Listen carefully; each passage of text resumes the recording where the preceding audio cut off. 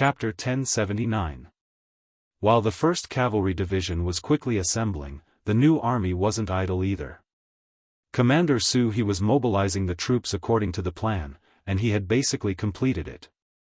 At this moment, he was looking ahead, as if he could see through the distance of several miles and see the Japanese army's camp. In the past, Su He and Tian who had competed for the position of commander of the 1st Cavalry Division. But later, he gave up.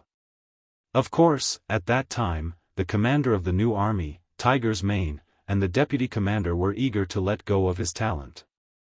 But more importantly, he himself understood that he was born as a surrendered general, and Tian who was the student of the 6th young master. He had already lost at the starting line. For a sharp blade like the 1st Cavalry Division, even the 6th young master, who had always been fair and just, would not easily hand it over to others. It was even more unlikely that he would hand it over to a fallen general like himself. After thinking things through, Su He took the initiative to give up, and sure enough, he gained the favor of Yang Chendong, which was why he was now the commander of the new army. But without the current commander of the 1st Cavalry Division, Su He had always believed that it wasn't because he was inferior, but because of his background and environment. In order to prove himself, he had thought more than once about competing with Tian Hu. He wanted to use reality to tell everyone that he, Su He, was not inferior to Tian Hu, and was even stronger than him. Today was an opportunity. The new army and the 1st Cavalry Division were attacking the two wings of the Japanese army. Although in terms of combat power, the 1st Cavalry Division was indeed much stronger than the new army, and even the first established new army was no match for it. But with the advantage of numbers, he might still have a chance. Commander Ku, inform everyone to be in their best condition. We want the enemy to unconsciously feel weak and afraid when they hear the name of the new army. Su He called Kulu, the commander of the 1st Cavalry Division, and ordered. Yes, please rest assured. These days, everyone has been holding back their energy. Kulu said solemnly. In addition to being the vanguard in the first battle and capturing Tsushima Island, the new army rarely made any big moves, especially when facing the Japanese army in Changmen Prefecture. They had been watching the performance of the 3 foreign armies, and the brothers had been holding back. This was such a good opportunity to make a contribution, but they had no chance to participate. If the 1st Cavalry Division and the 1st Reserve Division weren't watching the show like them, some people would have expressed their dissatisfaction. Now that the opportunity had finally appeared, Kulu was of course very excited. It was said that a soldier who didn't want to be a general wasn't a good soldier, and the position of a division commander wasn't the end of Kulu's pursuit. He wanted to lead an army alone one day, or even more people to kill in all directions. Whether it was the 1st Cavalry Division or the new army, they were all ready to attack with all their strength. On the contrary, the 1st Reserve Division, who was in the middle of the attack, wasn't so excited. There was only one reason: they were infantry, and their speed couldn't catch up with the cavalry. The commander of the 1st Reserve Division, Su Kuda, had also fought his way up through the flames of war. He was a fierce general with both courage and wisdom.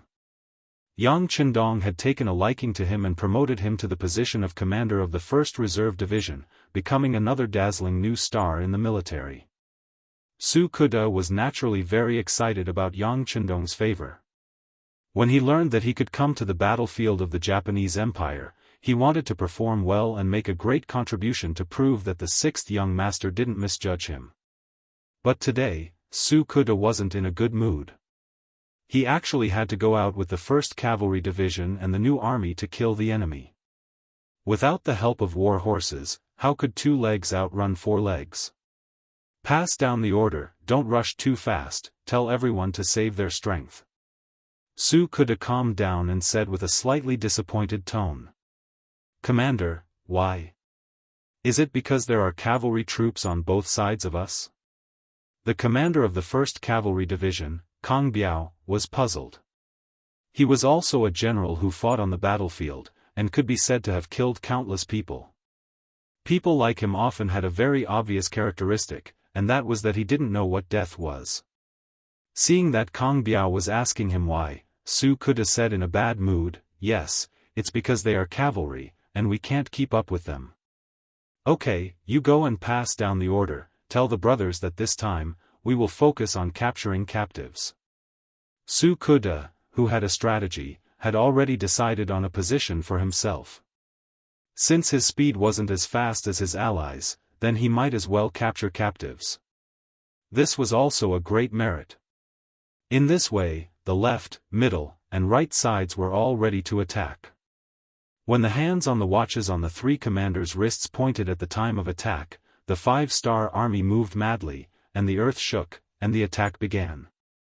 The cavalry troops on the left and right sides were the first to rush out. Looking from afar, they looked like a torrent that was rapidly approaching from afar. From afar, they covered the sky and covered the sun, bringing up billowing smoke and dust behind them. When looked at from afar, they were like arrows that had left the bow as they dashed over, and they carried an indomitable spirit and courage. From afar, their murderous aura filled the sky, giving people a feeling that they couldn't resist. The movement of the cavalry troops quickly attracted the attention of the opposite Japanese army. The moment the ground started to shake, some of the experienced veterans of the Japanese Empire quickly stood up. They first looked into the distance, wanting to see what had caused such a big movement. Then they got what they wanted. When they saw the countless cavalry troops in the distance, and the bright 5-star flag, their faces changed from curiosity to panic, and then to horror. Some of them were already trembling, some stood there stupidly, some turned around to get their weapons, and some couldn't help but retreat. They were ready to find a way to escape. In order to let the Japanese army have their own self-confidence, the higher-ups of the army suppressed the news that there was a large number of cavalry troops in the 5-star army. They only told them that the number of cavalry troops in the 5-star army was limited, and they wouldn't be able to play any role in such a big battle, so there was no need to worry. Originally, they didn't want to cause too much pressure on their own soldiers, but when the cavalry troops appeared, there was a huge contrast between what they understood and what they saw in reality. When they saw that the cavalry troops of the 5-star army were not a small group, but endless, the Japanese army was already in chaos. "Hold on, archers, prepare to shoot, the rest of you prepare to stop the horses." The daimyo on the left side, Kazumi Kamikaze, was somewhat calm. Seeing the cavalry of the 5-star army getting closer and closer, he hurriedly gave the order. Although he didn't know what effect this would have, he couldn't take the lead to escape, right? As long as we can stop the cavalry speed, we can wear them down. As if to encourage himself, and as if to give confidence to the soldiers below, Kazumi Kamikaze shouted loudly and issued the order. If Kazumi Kamikaze was a qualified commander, then Tanaka, who was guarding the right side, was too unprofessional.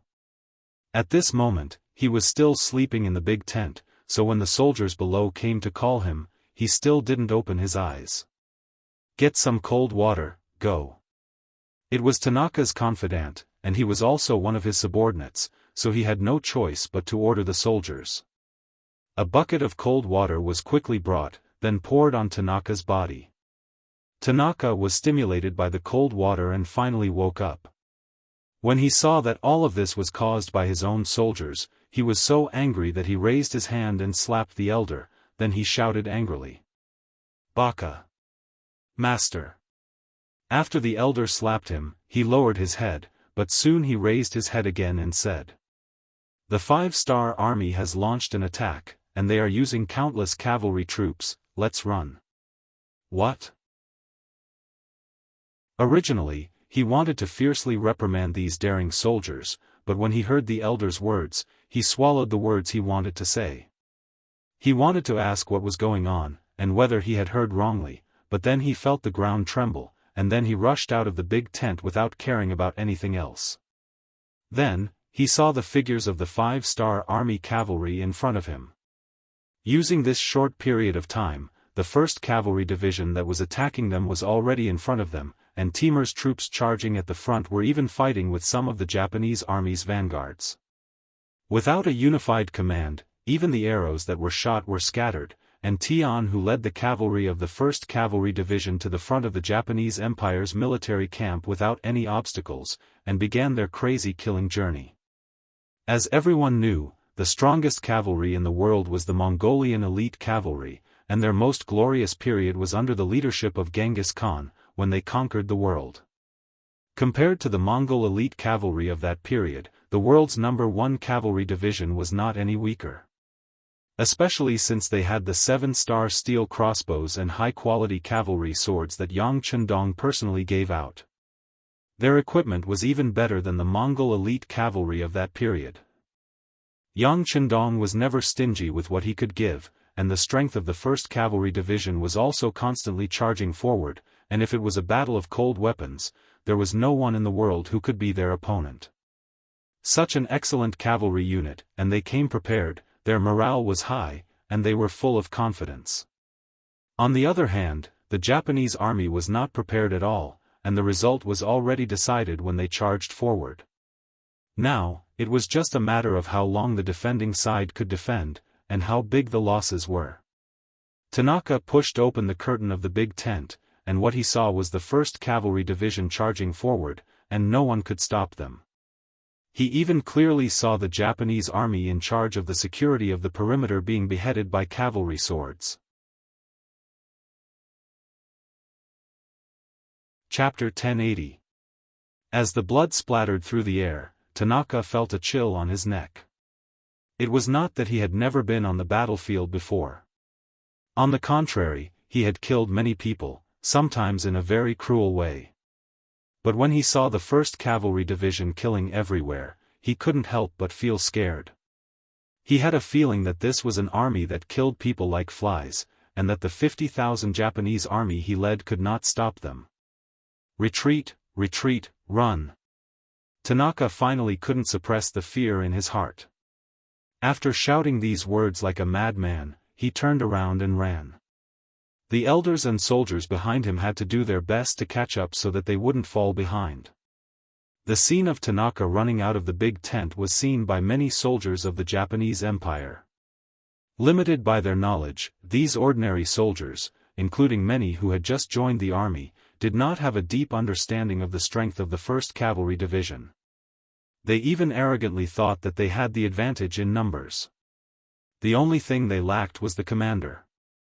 The general drank too much last night, and no one was commanding them. The moment Tanaka appeared in front of the big tent, these soldiers seemed to have seen hope. Many of them had already clenched the swords in their hands, ready to fight back at any time.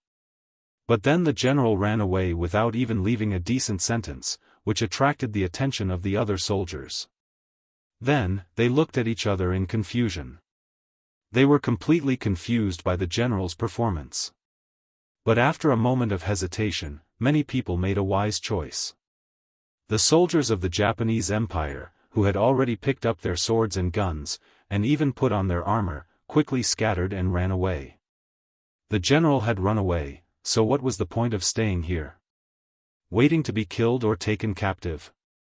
As long as they weren't stupid, they ran away.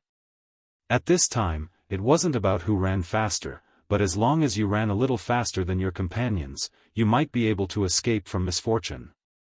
An army, no matter how many people there were, and how much combat power they had, the moment their fighting spirit disappeared, they would be like chickens and dogs. There would be no threat at all. This was the case for the 50,000-strong Japanese army. When the 1st Cavalry Division rushed over and swept through the barracks like a gust of wind, what they faced was not the Japanese army that was putting up a desperate resistance. Instead, they were fleeing in all directions like defeated dogs. Division Master, what should we do? First Commander Temu, and the other commanders asked Tianhu in unison. Bai Shuang will lead the 4th Regiment and Gong Feng will lead the 5th Regiment to flank the enemy from the left and right. Try to keep as many Japanese army here as possible so that the 1st Reserve Division, abbreviation for the 1st Reserve Division, can get here soon. Capture as many prisoners as possible. The 1st Regiment, 2nd Regiment, and 3rd Regiment will follow me to help the new army. Tianhu only pondered for a few moments before he made his decision. The smoothness of this battle was somewhat beyond his expectations. He still didn't know why the Japanese army was so weak, but when he saw the first division and the other two divisions fighting, he knew that the Japanese army wasn't all useless. Perhaps there was something he didn't know about. If he was lucky, then the new army's luck wouldn't be too good. He decided to go over and help. Of course, Tian who wasn't a god. He still had some selfish motives in his heart. For example, the new army's commander Su he had been secretly competing with him. If there was a chance, Tian who didn't mind helping him and showing his strength. Tian who gave the order, and not long after, the army was divided into 3 groups. At this moment, on the battlefield of the new army, the situation was in a stalemate. Unlike Tanaka, Kazumi didn't drink. The command authority and organization of the army were still there. The generals under him were also doing their duties step by step.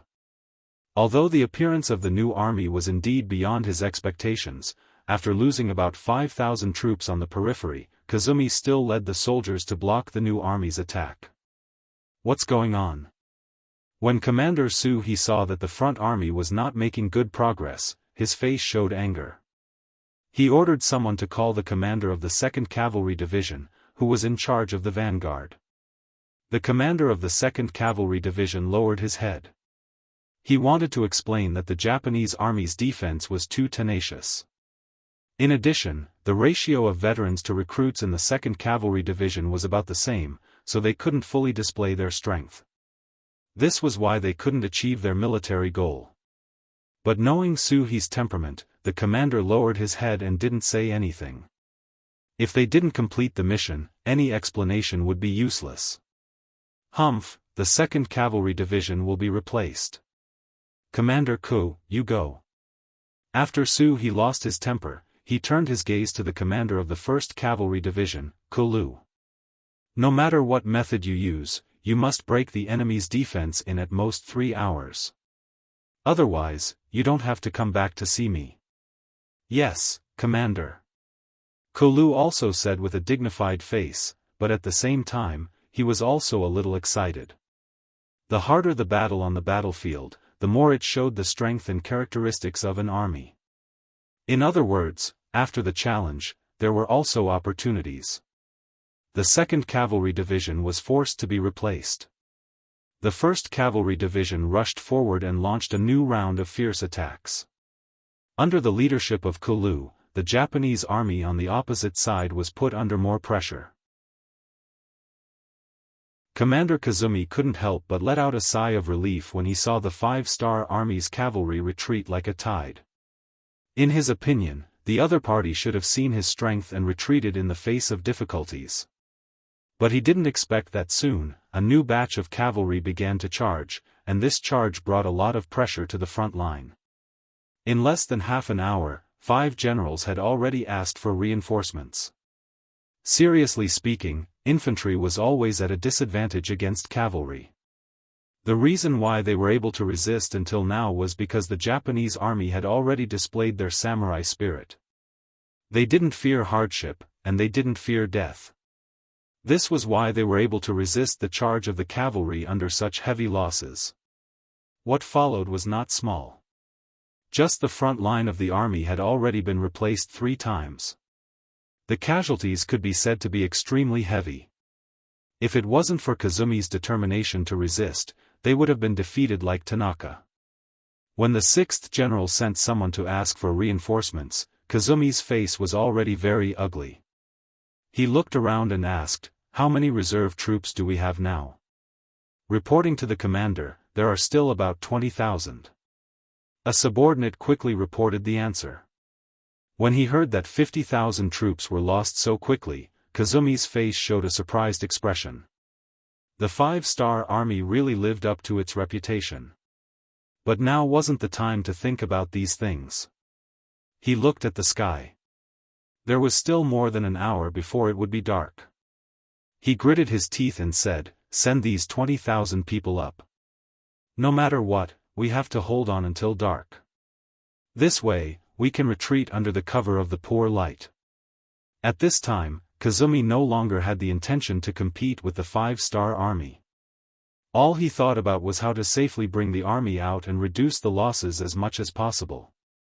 Without a doubt, the dark would be the best opportunity. At that time, everyone's vision would be poor. It would be the time for him to lead the army out of the battlefield. The Japanese army had increased their troops again. Seeing that the formation of arrows was about to break open a gap in the enemy's defense, more Japanese army rushed up to fill in the gaps. Commander Ko Lu had no choice but to give the order to retreat. In this charge, the 1st Cavalry Division lost nearly half of their men. Even if he, the division commander, personally took the role of the tip of the arrow, he only managed to kill a little more than the enemy. He also suffered some minor injuries. The Japanese army had increased their troops again. Commander Su saw this. He knew that the 1st Cavalry Division had done their best, so he didn't blame them. He also sent out the 3rd and 4th Cavalry Divisions who hadn't moved yet. Obviously, he also saw that the sky was getting dark. Once night fell, it would be impossible to completely wipe out the enemy. At this point, both sides had placed heavy bets. It was as if they would not stop until they fought to the death and a victor was decided. Because of this, the battlefield became very cruel. The death toll on both sides rose sharply. The ground was littered with corpses, and the pungent smell of blood made it hard for people to breathe. Time passed by slowly. After the Japanese Empire had sent out all 50,000 troops, the effect was very obvious. They used the corpses as stumbling blocks to slow down the new army's advance and speed. This showed the strength of the Japanese army's samurai. If things continued to develop like this, the new army would definitely win in the end. However, it would only be a small victory. After all, when faced with an army of 50,000 people with tenacious fighting spirit, it would be very difficult for anyone to win. Unless they could hit the enemy with a single blow and completely disrupt their fighting spirit. And this possibility soon appeared. When the 1st Cavalry Division finally arrived at the side of the battlefield, Commander Tian gave a command. When 6,000 elite cavalrymen rushed over with their swords, the balance of the battlefield was broken. The sudden appearance of the 1st Cavalry Division was like a sudden appearance. Their appearance was not only beyond the expectations of the Wanatian army, but also beyond the expectations of the new 3rd Army. Why are they here? Could it be that they have already taken care of the enemies on the other side? When Commander Su saw Tian leading his troops to attack from the side, a look of shock flashed across his face. Then, he shook his head. He had to admit that the 1st Cavalry Division was worthy of the title of the strongest cavalry. Even if his cavalry division had more than 3 times the number of the enemy, it was still somewhat inferior in terms of fighting strength. Seeing that Tian had personally charged into the battlefield with his swords, Su naturally wouldn't fall behind. With a shout, he led the 2nd Cavalry Division, which had rested for nearly 4 hours, to attack. At this point, the new army didn't have any backup plans. All 30,000 cavalrymen were on the battlefield. Chapter 1081. After the new army joined up with the 1st Cavalry Division, they already had more than 40,000 soldiers, and there wasn't much of a gap between them and the 50,000 Japanese army. In addition to the cavalry's suppression of the infantry, as well as the heavy casualties of the Japanese army, this attack was completely one-sided. Very quickly, the tip of the arrow's formation pierced through the enemy's defense, and the two sides finally engaged in a chaotic battle, beginning to crush each other. They only relied on their advantage in numbers to form a human shield, blocking the cavalry's charge. But when the two sides had equal military strength, especially with the sudden attack of the 1st Cavalry Division, it was tantamount to completely breaking the previous balance. Although Tianhu's cavalry didn't have many people, their combat power was really amazing. Wherever they passed, not to mention people escaping, they didn't even leave behind many captives, which fully demonstrated their fierce and bloodthirsty side. This was seen by even more Japanese army, and the fighting spirit in their hearts was wiped out. No one knew who took the lead and shouted, "Run!" Then the army's morale collapsed, and the entire front line was disintegrating. No matter how much Kazumi shouted or ordered, it was completely useless. Since Kazumi was shouting so happily, he became Tianhu's target. As the most powerful tip of the arrows, he led an extremely elite team of 30 people to crush all the way. No one was his opponent, and they quickly rushed to a place less than 100 meters away from Kazumi. When they rushed to this place, Tianhu observed from the corner of his eyes that there was another cavalry team rapidly approaching. It was the commander of the new army, Su He. His eyes flashed with a smile, and then he urged his horse to gallop.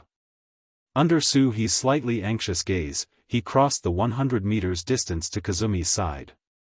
The commander of the Japanese Empire, who had been defending the position, saw the 5-star army cavalry coming in front of him, but his face was still as calm as water. He calmly pulled out the katana on his body, and made a posture that he was going to fight to the death. Kazumi, who had been practicing martial arts since he was young, had some martial arts. Although his individual combat power was not as good as the ninjas of the Japanese Empire, he was still qualified as a samurai. He was already prepared to cut down the 5-star army cavalry. He wanted to let the 5-star army know that as a commander of the Japanese army, he wasn't worse than anyone else, and he wouldn't allow anyone to have any ideas about him. Dang! Golden sparks flew, which was the golden sparks produced by the heavy force of the cavalry sword and the katana. Under the heavy force of the katana, Kazumi couldn't help but take a few steps back. He didn't expect the strength of the 5-star army cavalry to be so great. His arm was already sore from just one strike. But what he didn't expect was that when Kazumi was still thinking of using the force of his retreat to prepare for the second strike, another cavalry sword appeared in front of him. Then, he felt a pain in his neck, and there was a sweet taste in his throat. His vision began to blur, and his perception began to decline. He struggled with all his strength, and with the last of his strength, he looked down and saw that his chest had already been dyed red with blood. The blood wasn't anyone else's, it was his own. It was the second katana that Tianhu suddenly pulled out and performed a miraculous feat he didn't expect it at all, and with a single strike, he ended his life. Kazumi was dead. Although Tianhu was forced to use the second katana, because the process was too fast, it gave people the feeling that their commander had died tragically on the horse. Seeing this scene, the soldiers of the Japanese Empire, who originally wanted to hold on, turned pale. Without a commander, there was no unified command. Without a commander, it was like a group of dragons without a leader, and their fighting spirit was rapidly fading. Defeat was imminent, and there was no way to reverse the situation. The cavalry of the 5-star army was running all over the battlefield, and around them, more and more Japanese army were kneeling and surrendering. Anyone who wanted to escape by chance was greeted with sharp cavalry swords or arrows from afar. The situation was settled. Nishi Tohide was still waiting in the 5-star army's camp. Ever since he came here to see King Wunan of Daimyong, he was trapped in this military tent. There were people who sent him food and drinks, but no one paid attention to him. When he wanted to go out and say that he wanted to see Bugnam of Gojoseon, there would always be people from the 5-star army in front of him. When they were annoyed by the questions, these soldiers would use Yang Chundong's health as an excuse to delay the meeting. After knowing that Yang Chundong was unwell, Nishi Tohide still hoped that he would die of illness somewhere else, so that the Japanese Empire would have one less strong opponent. But in his heart, he warned himself that this was simply impossible. Not to mention that he had seen Yang Chundong before, he was very young, and his health was very good. As a commander, there must be a lot of people taking care of him. How could he get sick so easily? If he wasn't sick, why didn't Yang Chundong want to see him, and why didn't he talk to him? Could it be, Nishi Tohide was very smart? Because of this, he thought of a terrible result. Could it be that Yang Chundong used the peace talks as bait to numb the army behind him, and then he would take the opportunity to do something? No matter how smart he was, he didn't think that Yang Chendong would launch an all-out attack. After all, both sides had fought for a day or two, and the strength of both sides had long been known during the war. Even if they wanted to launch a surprise attack, at most they would have some advantages in the beginning.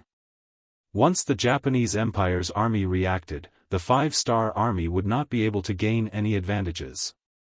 They didn't know the real situation of the five-star army at all.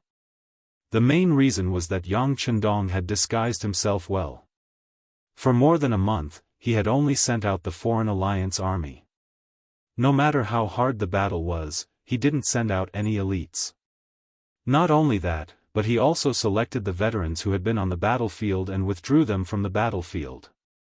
This made the Japanese army united, and they all had the idea of looking down on the five-star army. On the battlefield, any idea of looking down on the opponent could very likely lead to a fatal disaster. Unfortunately, everyone knew this, but not many people could easily do it.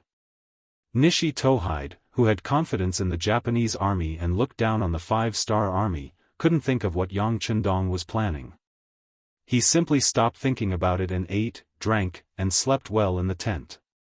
He acted as if he wasn't in a hurry, and the five-star army should be in a hurry. 4 days later, when Nishi Tohide was still sleeping comfortably in the tent, a few soldiers from the five-star army came and said that the sixth young master wanted to see him. At this time, Nishi Tohide's face showed a trace of pride. What? He couldn't play psychological warfare anymore, and wanted to prepare for peace talks. He was ready to fight for more benefits for the Supreme General Ashikaga Yoshimasa. That's right. Ning Shidwushio regarded the house arrest as Yang Chendong's probing. In his view, it was obvious that he had won. For this reason, when he walked all the way to the main tent, Nishi Tohide's face still had a confident and proud smile. He even imagined the moment when Yang Chendong would admit defeat. But all of this changed when he came outside the main tent and saw Kazumi's head placed outside the tent. He no longer had that smug look on his face. Instead, he broke out in a cold sweat. Ningshi Dwushio was already inexplicably shocked. He really couldn't figure out why General Kazumi's head would appear here. Wasn't he defending the front line of Changmen Prefecture with 50,000 Japanese troops? On his side, there was another 50,000 Japanese army led by Wadamura. With these 100,000 people forming a strong line of defense, how could they die here? His face was full of confusion, but his whole body was already covered in cold sweat. When he entered the main tent and saw the sand table in front of him, he noticed that most of the Changmen Prefecture's territory had been planted with red flags. The fear in his heart was even more serious. You killed General Kazumi? Under nervousness, Nishi Tohide no longer had the confident look he had when he was holding the Pearl of Wisdom. He said with a frightened expression. Sitting above the main tent, Yang Chendong's face was like spring. Facing Nishi Tohide's question, he didn't immediately answer. Instead, he looked at the petite Junko and smiled. Junko seemed to have received some kind of hint. First, she smiled at Yang Chendong, then looked at Nishi Tohide, who entered the tent, and said, "Yes, he is dead. He dared to disobey the emperor's order and helped Ashikaga Yoshimasa. This is what they deserve." As the former princess of the Japanese Empire, Junko hated Ashikaga Yoshimasa, including those who followed the general. In her heart, she hoped that these people would be buried with her father. Kazumi's death was just the beginning. Junko said this with anger, which made Nishi Tohide's face become even uglier. He saw Junko's anger and knew that this was the result of her emotions. Whether it was out of self-esteem or because of his long-standing patriarchal mentality, he decided not to argue with Junko even though she was a princess. Instead, he looked at Yang Chendong and asked, "Bugnam of Gojoseon, aren't we negotiating? Did you just kill our people like this? This is not good." Nishi Tohide originally wanted to reprimand Yang Chendong verbally, but considering that he was in the enemy's tent, if his words were too harsh and angered Yang Chendong, he was afraid that the next result would be the same as Kazumi's. Being wronged and unable to speak out, this was the so-called diplomacy of a weak country. Junko didn't care about Ningxi Duoxiu's feelings. From the moment she tried to kill her mother and killed her father and brother, she was already at odds with these military clans of the Neon country. Now that she was Yang Chendong's wife, both in her heart and in her body, her mentality had changed. Everything was for Yang Chendong's benefit. As for these former compatriots, she didn't care whether they lived or died. Junko didn't care, but Yang Chendong couldn't.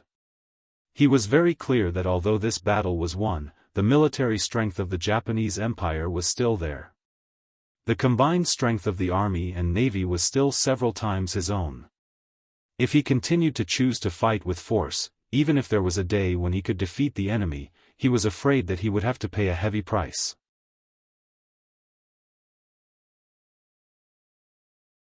Chapter 1082. None of this was what Yang Chendong wanted. What he wanted was to take over the entire Japanese empire without breaking any bones. In order to achieve this goal, he knew very well when to be tough and when to back down. Now that he had opened the door, it was time for others to perform. Now, he had to think about how to preserve his strength in the coming chaos. And in order to do this, the first step was to convince Nishi Toshiru. No one said that we can't fight during peace talks, not to mention that we haven't reached any agreement yet. So, you don't have to feel wronged on this point. Yang Chendong said with a lofty look. Although he was already prepared to back down, in terms of momentum, before he achieved his goal, he still had to pretend that he was in the right and that he was not going to let go. Yang Chendong's words were like a heavy hammer hitting Nishi Toshiru's chest, making him a little breathless.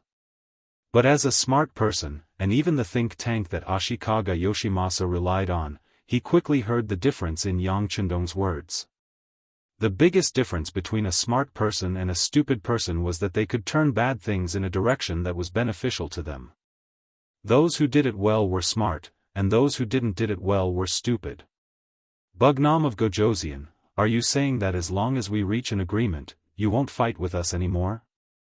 Yang Chendong was a little surprised that Nishi Toshiru caught the meaning of his words so quickly. But this was good, as it would save him a lot of effort. He nodded and said, yes, our 5-star army is also peace-loving. We have always had a friendly relationship with the Japanese Empire. This time, if you didn't attack my wife's family, do you think we would be willing to come all the way here to fight this war? Yang Chendong admitted it, which made Nishi Toshiru see new hope. He immediately said, yes, we acted recklessly before. I also sincerely apologize to Princess Junko for the death of the Emperor and Empress, and I am willing to compensate her.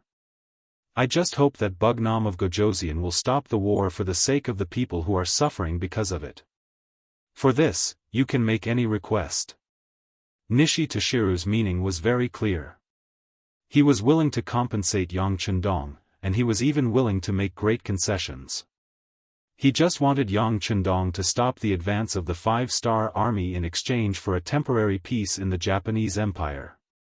Of course, it was also to free up the hands of Supreme General Ashikaga Yoshimasa to deal with all the opponents who jumped out, and to buy time for the reunification of the Japanese Empire. How could such a small idea be hidden from Yang Chendong? But this was exactly what he needed, so he nodded as if he didn't see anything.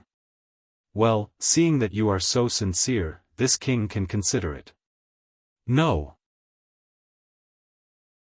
Just as Yang Chendong finished speaking, Junko loudly objected, they killed my father emperor, my mother empress, and my brother. We can't let them go so easily. I want all the killers to pay with their lives. When Junko shouted like this, Nishi Toshiru's face became bitter. Originally, he thought that things had taken a turn for the better, but if Princess Junko objected, it was really hard to say how things would develop. Well, women shouldn't interrupt when men are talking. Yang Chendong suddenly spoke. He changed his previous understanding look and said very seriously like a male chauvinist. It was as if he didn't know Yang Chendong. Junko widened her eyes and looked at her husband in disbelief. Was this still the teacher she admired the most from the bottom of her heart? Was this still the sixth young master who gave her the feeling of a gentleman and was the most considerate person? Was this still the king who she was willing to give up everything, including her body? At this moment, Junko's face was constantly changing. Did she think that she was deceived? Did she think that after her family left, she had found a home and a backer in her life? Did she think that this man who she had always had a good impression of and trusted the most would definitely avenge her? But everything that happened now clearly told her that all of this was impossible. The other party was still a person who put benefits first, a person who was cold and ruthless to achieve his goals. Did he just want to deceive her into writing the document to announce to the world? Did he just want to deceive her feelings and body? Junko still looked at Yang Chendong with a look of astonishment, and even the tears in the corners of her eyes couldn't stop flowing out. Those were tears of sadness, tears of regret. This scene stunned Ningxi Duoxiu, who was at the side. But what was even more surprising was that Yang Chendong turned a blind eye to all of this and said to the people outside the tent, "Come, send the 8th madam back to rest." Immediately, Beta Persei came in with Tu Longwei and politely asked Junko to leave. Junko didn't refuse. She knew that once Yang Chendong gave the order, everything she did would be in vain, so she was very cooperative.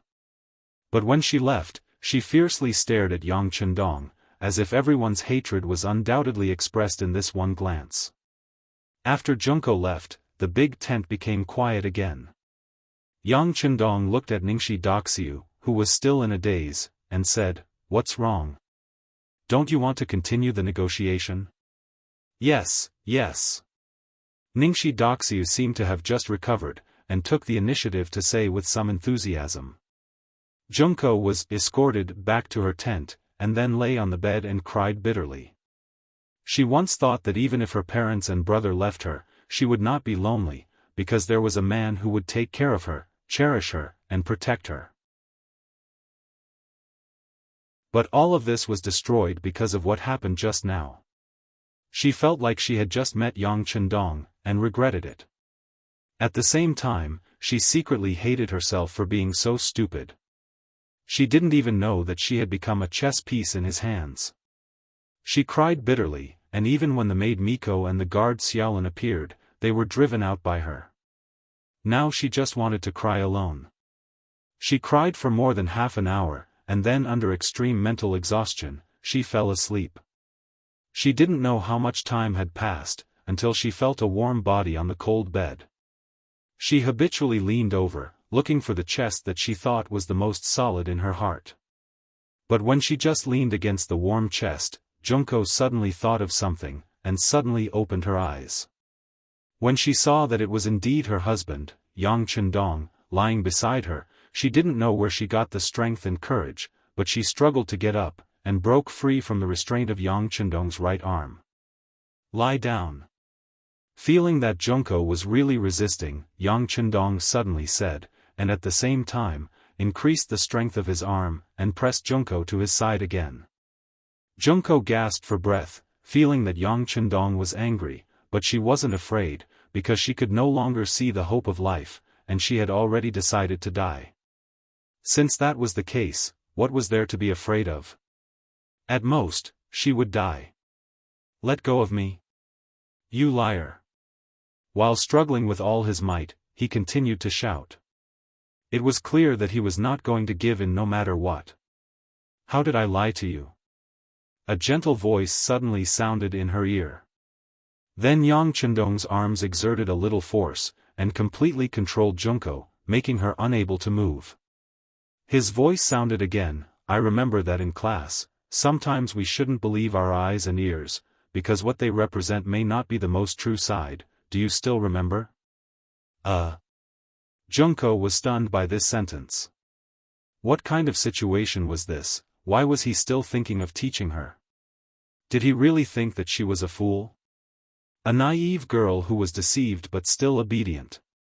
She wanted to continue resisting, but then Yang Chendong's voice sounded in her ear again, "Give me half a quarter of an hour to explain, if you still want me to leave after hearing what I have to say, I will agree, how about it?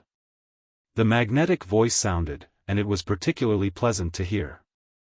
For some reason, Junko became quiet. Maybe she didn't believe that Yang Chendong would deceive her, and she always wanted an explanation. Junko became obedient, and Yang Chendong's voice sounded in her ear. In just a moment, Junko's face began to change. First it was surprise, then it was surprise, and finally it became surprise. After Yang Chendong finished, Junko hurriedly said, "You mean, everything before was just an act, just to make Ningxi Doxiu and Ashikaga Yoshimasa behind her lower their guard?" Yes.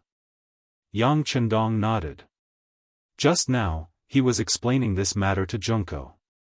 He was making Ningxi Doxiu lower her guard, because he knew that she was very smart, and it was not easy to make her fall into his trap, so he came up with such a trick. Sure enough, Junko cooperated very well. Because the act was enough, the following negotiation was very smooth. At this moment, Ningxi Doxiu had reached a consensus with Yang Chendong and left the 5-star army's camp.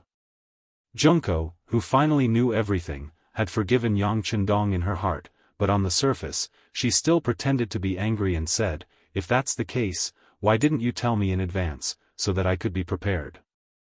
If you told me in advance, would you still be able to perform so perfectly? Would you still be able to deceive Ningxi Doxiu?"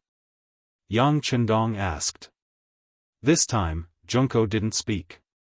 Indeed, if she knew everything in advance, she wouldn't be able to perform so well. If she couldn't even deceive herself, how could she deceive others? Wouldn't that delay Yang Chendong's plan?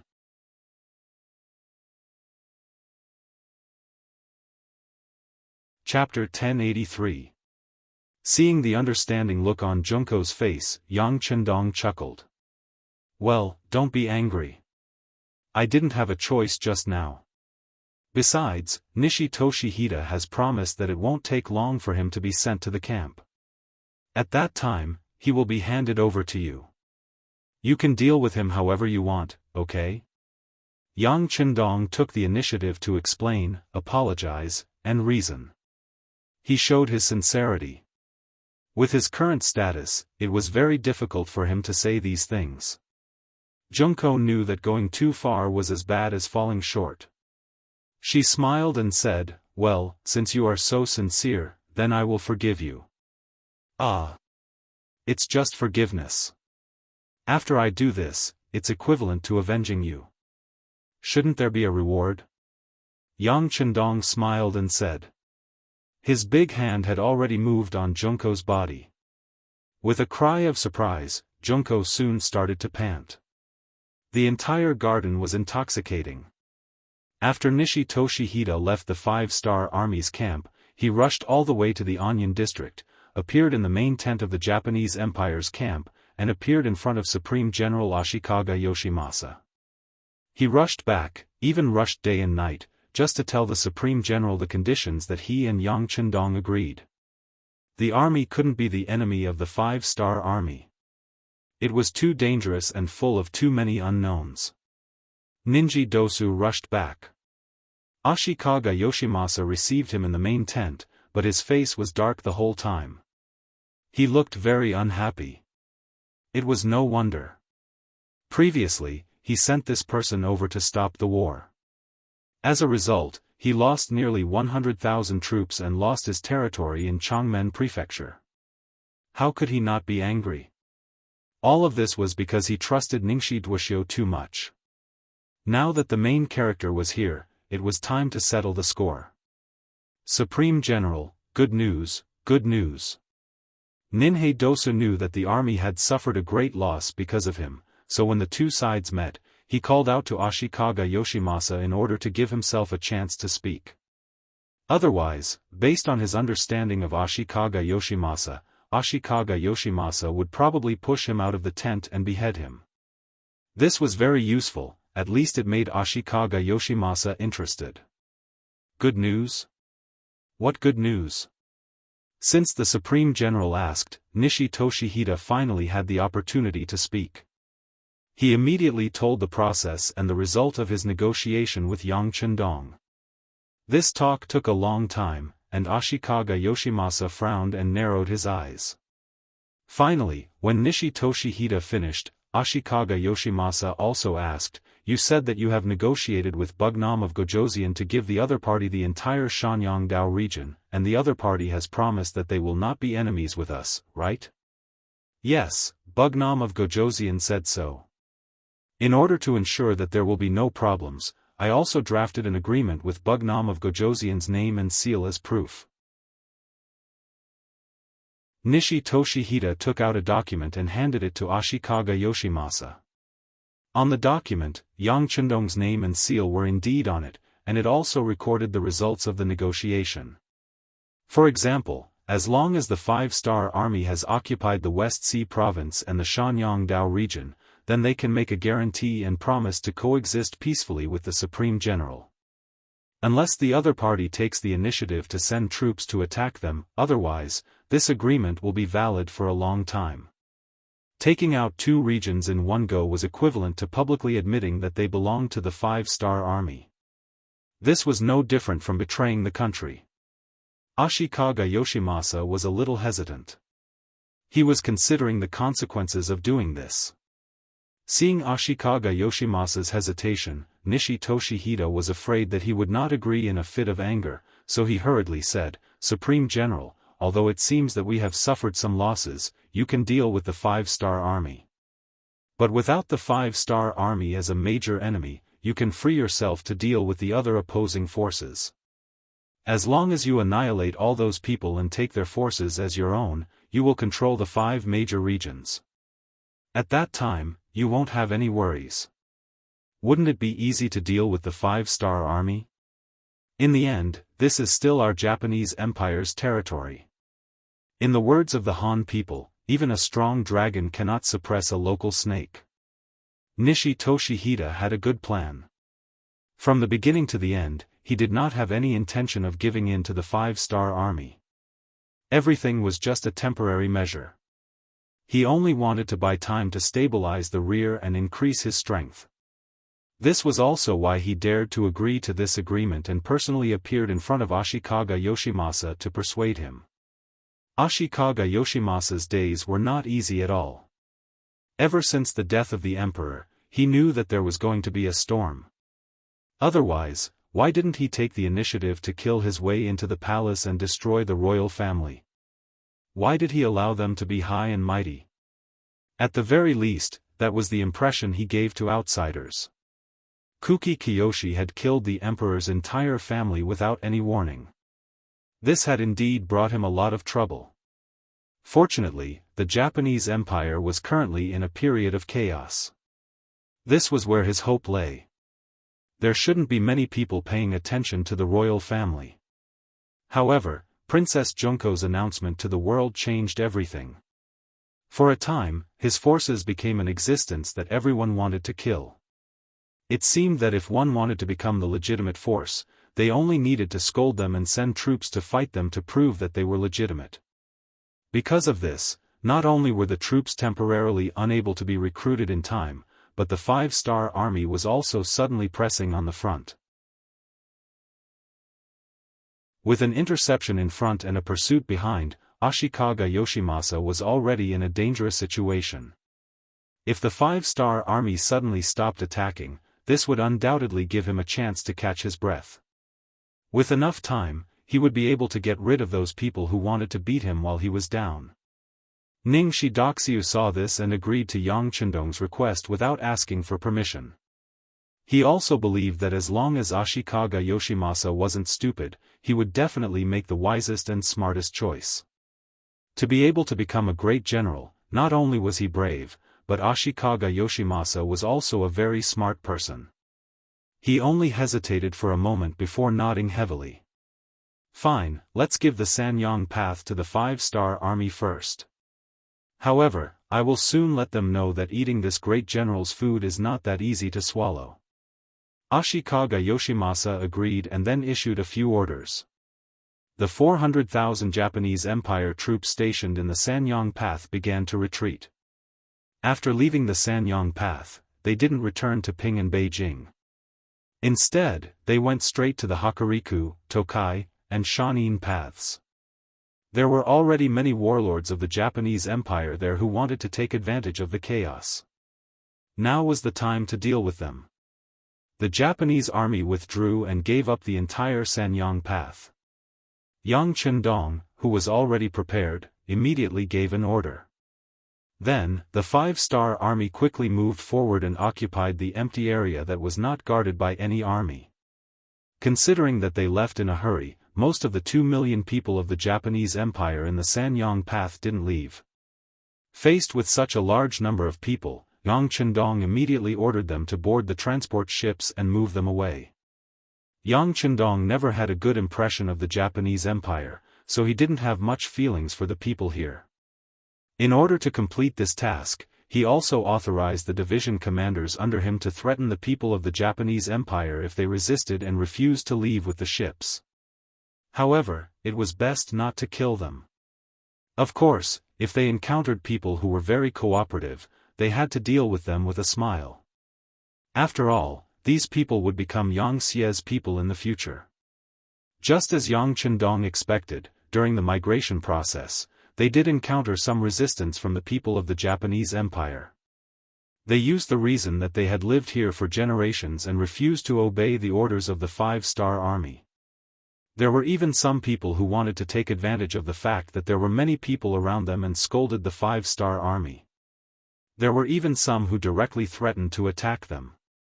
Towards these people, the soldiers of the 5-star army who had already received orders didn't show any mercy. Those who scolded him were given a few punches and slaps to teach him a lesson.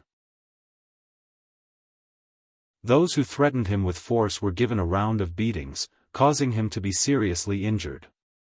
According to Yang Chendong, other than not taking their lives, he had done everything he could to beat and scold them. For this matter, the 5-star army also prepared for a large-scale cleanup if the local people resisted. For this reason, the matter was also reported to Yang Chendong. If something unexpected happened, he would order the encirclement and suppression order. In response to this request, Yang Chendong smiled and didn't sign it. Instead, he confidently said to Beta Persei who sent the letter, "Don't worry, these people won't dare to do anything. As long as we show enough strength, they will definitely be more obedient than anyone else." Yang Chendong was used to the development and current situation of the Japanese Empire in later generations, so he naturally understood them very well. So when this order was issued to the army, some people thought that the 6th young master was too confident. Seeing that they were about to leave their homeland where they had lived for many years, how many people would be willing to obey? Regardless of whether the people below had doubts or not, the truth was the most real thing. When the 5-star army showed their fists, the people of the Japanese Empire really became a lot more obedient. Those who took the initiative to jump out and wanted to use the fact that there were many people around them to cause trouble discovered that when the 5-star army really did not hold back, their fellow countrymen and even their neighbors chose to stand by and watch. They chose to ignore it and stay out of it. This was naturally related to the national characteristics of the Japanese Empire. This was a nation that advocated the strong and powerful. Just like in later generations, when the Americans threw out 2 bombs, they, who were originally arrogant, became obedient. Later, when the Americans stationed troops on their island and repeatedly did some things that angered the heavens, nothing happened. In this regard, Wuxia's performance was much better than the Japanese Empire. In the face of the invasion and even domination by foreign races, they had been constantly resisting. Even if they knew that the hope was very small, there were still people who did it. Just like when the Ming Dynasty was destroyed and the Qing Dynasty was established, the so-called third prince of the Ming Dynasty also lasted for hundreds of years and resisted for hundreds of years.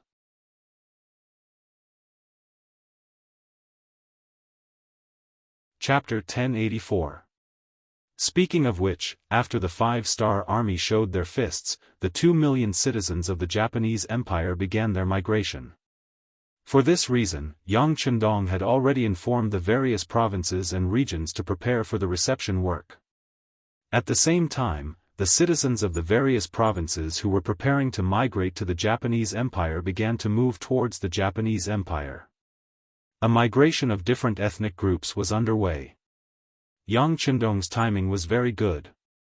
While Ashikaga Yoshimasa was clearing out the internal forces, he carried out his own activities to minimize the possibility of being harassed and disrupted.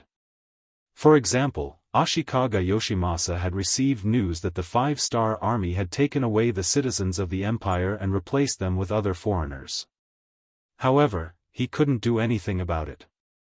At the moment, he was focused on clearing out and dealing with the other domestic forces. The flat well field in the northern land was one of the main targets to be dealt with. This person was originally an important minister that the emperor relied heavily on. He had once come up with many ideas to deal with Ashikaga Yoshimasa, but in the end, he had angered Ashikaga Yoshimasa. Considering that it wasn't time to fall out with the royal family, the Supreme General transferred this person to the northern land, which wasn't very big. He hoped that time would slowly grind this person down. Unexpectedly, after a short period of time, the flat well field had become a force to be reckoned with.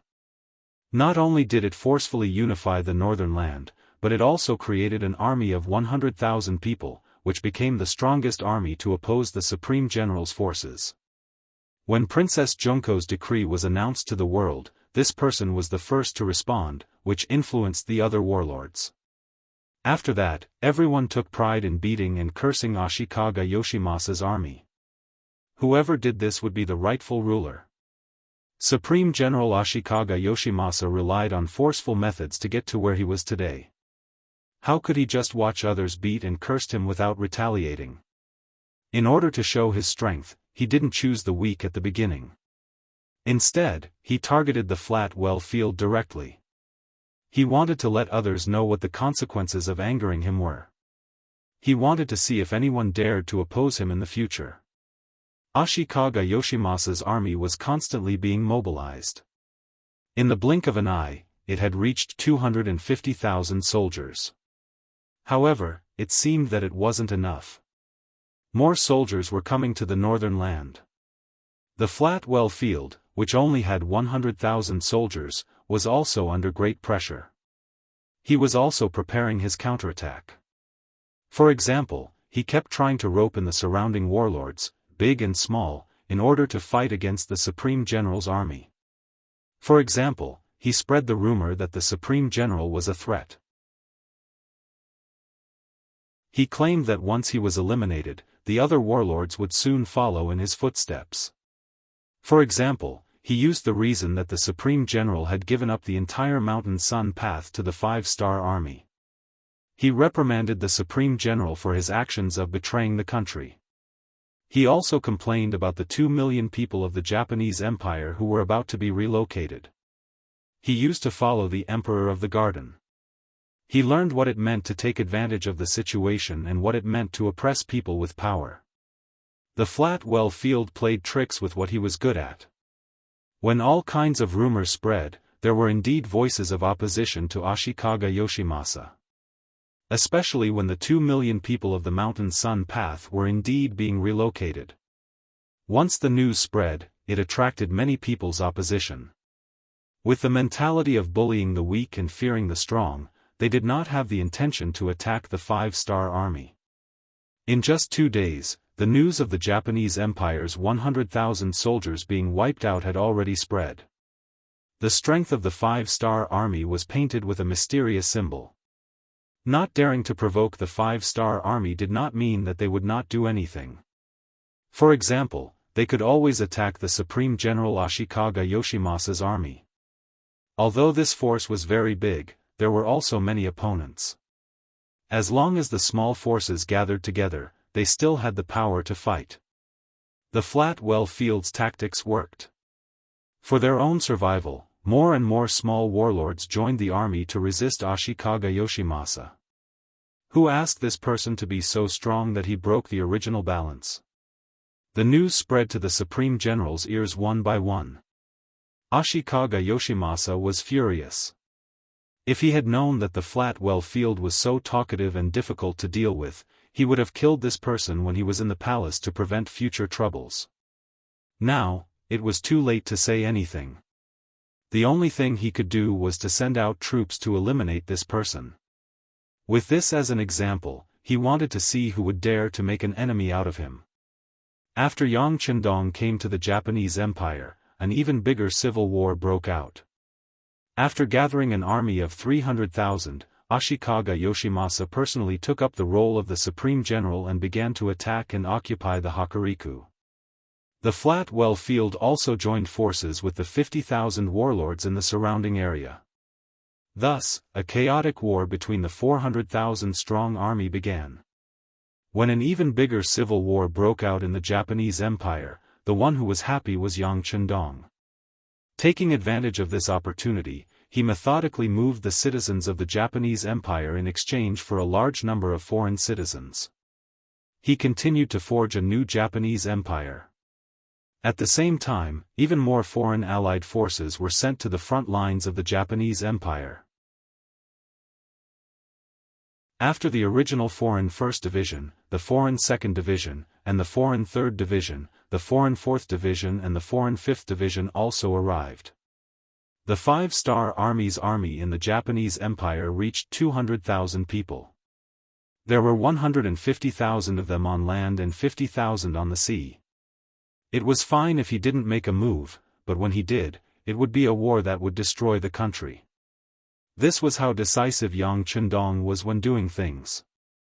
He had been eyeing the Japanese Empire for a long time, but the time hadn't come yet. The moment he made a move would be the moment when the entire Japanese Empire changed its name. The Japanese Empire's territory wasn't small. The main thing was that it had a large population. The various powers intertwined with each other, and there were even specialized samurai and ninja armies. Furthermore, the internal structure of the island was complicated, and it wasn't easy to take it down. It would take a long time. The war here also left Yang Chendong and part of the Five-Star Army's main force here. In the outside world, when they found out that Bugnam of Gojoseon and part of the Five-Star Army's main force were left behind in the Japanese Empire and couldn't leave, some powers became restless. Since the establishment of the Five-Star Army, which was known as a mercenary army, was terrifyingly powerful. They were good at fighting like a snake swallowing an elephant. They were good at fighting lightning and quick battles. At the same time, they had also won countless battles with a small number of people. It was precisely because of these characteristics that Yang Xia was able to develop and grow, but at the same time, it was also feared by many powers. Because until now, no one knew what the Five-Star Army's ultimate goal was. What did they want to do? To what extent did they want to expand? If it was said that before, some people thought that Yang Xia was just making a small fuss, and that the places he chose were barren, then with North Korea, Luzon, and especially now with the war against the Japanese, these thoughts were finally about to change. Whether it was the grassland, the Phnom Penh dynasty, the Awa dynasty, or other places, although they were also a power, they weren't very important in everyone's eyes. The poverty of the grassland was well known. Otherwise, there wouldn't be expansion and invasions time and time again, and there wouldn't be the saying of threshing fields. The various powers in the south, from the earliest Jiaoji and Lansang kingdom to the later Phnom Penh and Awa kingdom, had always been regarded as barren and uncivilized areas. Even if someone occupied those areas, they wouldn't be seen as a big threat. However, when these areas all belonged to the same power, and the Five-Star Army had successively conquered Luzon and North Korea, and started to march towards the Japanese Empire, the various powers finally became vigilant and felt a sense of crisis in their hearts. They knew that if they continued to underestimate the Five-Star Army and Yang Xia, there would be a day when they would become the next target. Among them, the Great Ming Dynasty, which was famous in the vicinity and was often regarded as one of the most powerful states in the Celestial Empire, was the most worried. The Emperor of Baiming, Zhu Qiyu, was one of the most worried. Looking at the map in front of him, other than the southern Ming dynasty in the south and the northern wasteland in the north, his west and east were all occupied by the Five-Star Army. In other words, if he were to encounter danger, he wouldn't even have a place to retreat. Although Baiming's strength wasn't bad, especially in the past few years, they had been vigorously developing their military, allowing them to have an army of several million soldiers. This gave them a feeling of transcendence when facing any power. However, when facing the 5-star army, he still didn't have enough confidence. We can't let the 5-star army continue to develop like this. Zhu Qiyu looked at the map on the wall and muttered to himself, but it was as if he had made up his mind. Ever since he received the 5 million taels of silver from Yang Chendong and established the Baiming Bank, Zhu Qiyu used various methods to increase the amount of silver he could use. His self-confidence also continued to grow, and some of the goals he had set before also began to change. His original plan was to defend against the invasion of the grassland tribes in the west, defeat the southern Ming dynasty in the south, and unify the Ming dynasty. As for the 5-star army, being able to be a king with a different surname was already a great honor. But now, this plan had to change. It wasn't for anything else, but because the rise of the 5-star army was too fast. It was so fast that it had already become a colossus, an existence that couldn't be ignored. If they weren't careful, it could even become the biggest threat. There had never been any true friendship between countries, only mutual benefits. In the past, the 5-star army had the opportunity to continuously develop and strengthen, but it hadn't reached a level where it could make people wary. At most, they would be afraid. However, now that the war with the Japanese Empire had begun, according to the 5-star army's usual practice, it was very likely that it wouldn't be long before this place became one of the new Yangtze's territories. At this moment, some people could no longer endure. First, Baiming's Zhu Qiyu made a move. He didn't even inform any of the court officials. Perhaps he was already a little worried about these people. He sent out a group of eunuchs who were completely loyal to him. He sent eunuchs secretly to the southern Ming Empire and the grasslands. For the sake of safety, even the chief eunuch Ji Ning was bypassed. However, because this person's goal was too big, some confidential matters were left in his hands, making people feel uneasy. This time, Zhu Qiyu found the imperial horse supervisor eunuch and East Factory manager Gao Rang, who was second only to the ceremony directorate of the 24 directorates. He handed the matter over to him to handle.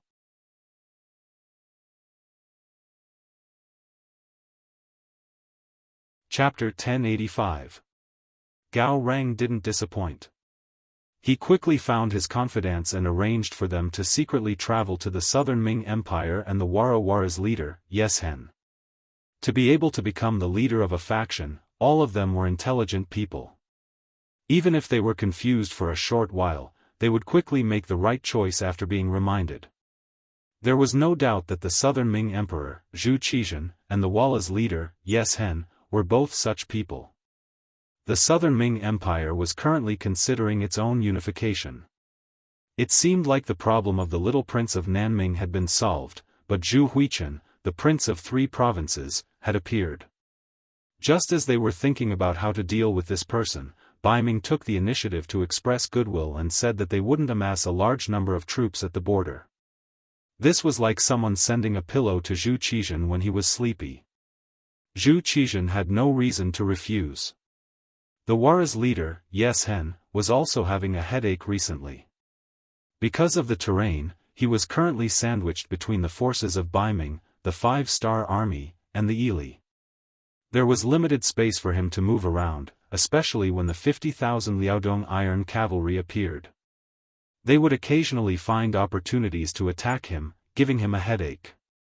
The Emperor of Baiming suddenly sent an envoy to express goodwill. This was exactly what he wanted, so there was no reason to refuse. Thus, in a short period of time, Zhu Qiyu's art of coordination had already reached a certain level. Without the constraints of the southern Ming Empire and the grasslands, he could finally relax and focus on developing his own strength. Thus, he did 2 things in succession. First, increase the support for the Liaodong iron cavalry. Relying on the large amount of gold and silver that Baiming Bank had obtained a while ago, he increased the investment in the reserve soldiers of the Liaodong Iron Cavalry. This was to achieve a truly strong army in a short period of time. Second, they could send someone to cross the sea to contact Ashikaga Yoshimasa and express their willingness to send troops to help. While disrupting Yang Chendong's plan to conquer the Japanese Empire, they could also obtain sufficient benefits for themselves. In Zhu Qiu's eyes, he had never taken the Japanese Empire seriously. In his view, it was just a small island country. Although the population was not small, after all, they had only lived on the island for generations.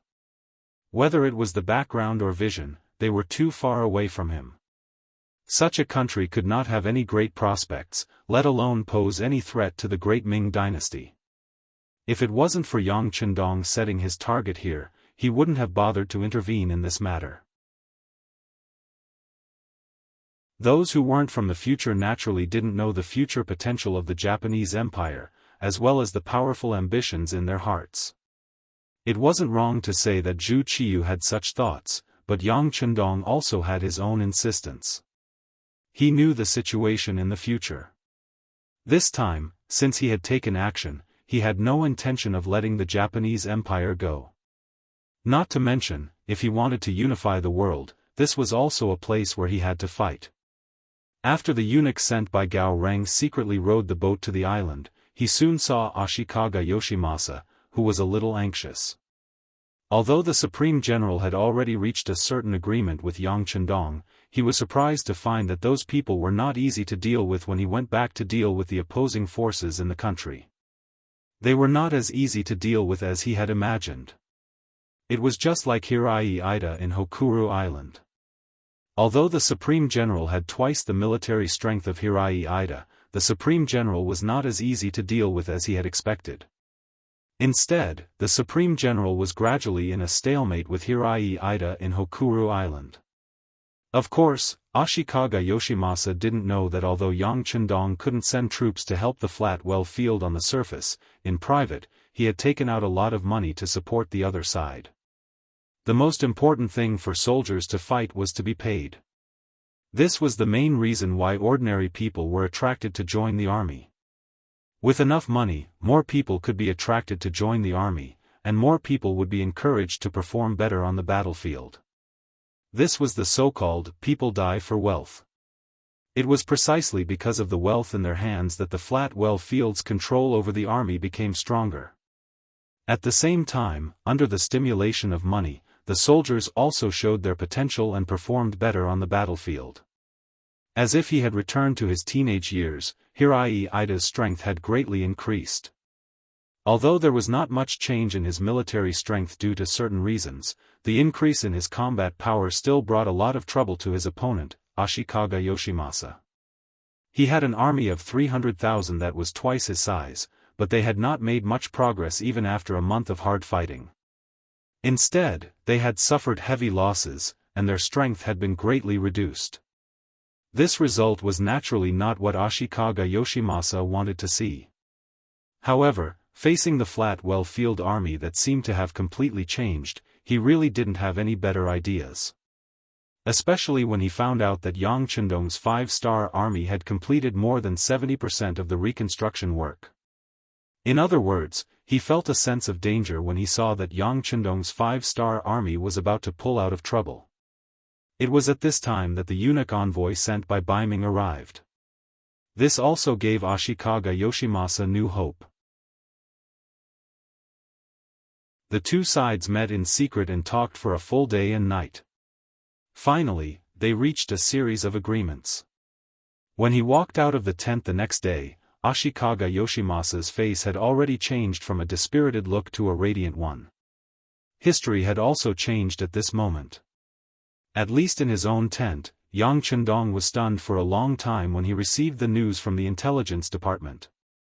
Young master, Ashikaga Yoshimasa suddenly announced that the Japanese Empire has become an island of Baiming and is an inseparable part of it. Regarding this matter, Baiming's envoy also took out the imperial edict personally written by the acting emperor and announced it to the public. When Beta Persei said this, he was also confused. He didn't know how this trick was done, but he could also understand one thing. That is, the situation has changed. For the 5-star army, for the young master, this is not a good thing.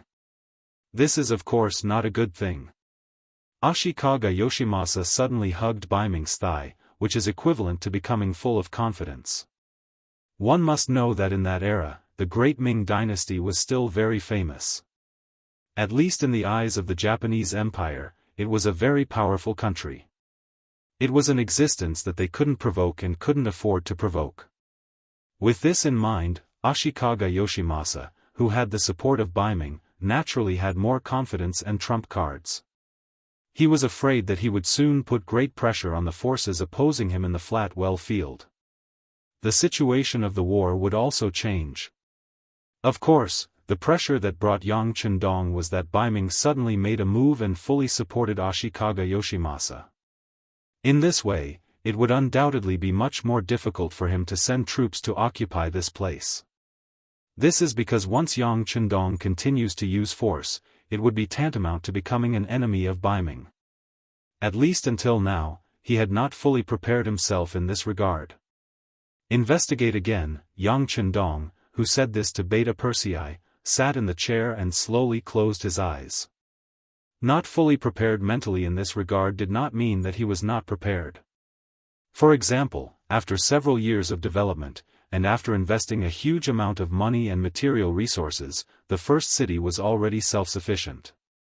This was also Yang Chendong's preparation for the possibility that Baiming might suddenly cut off his transportation line.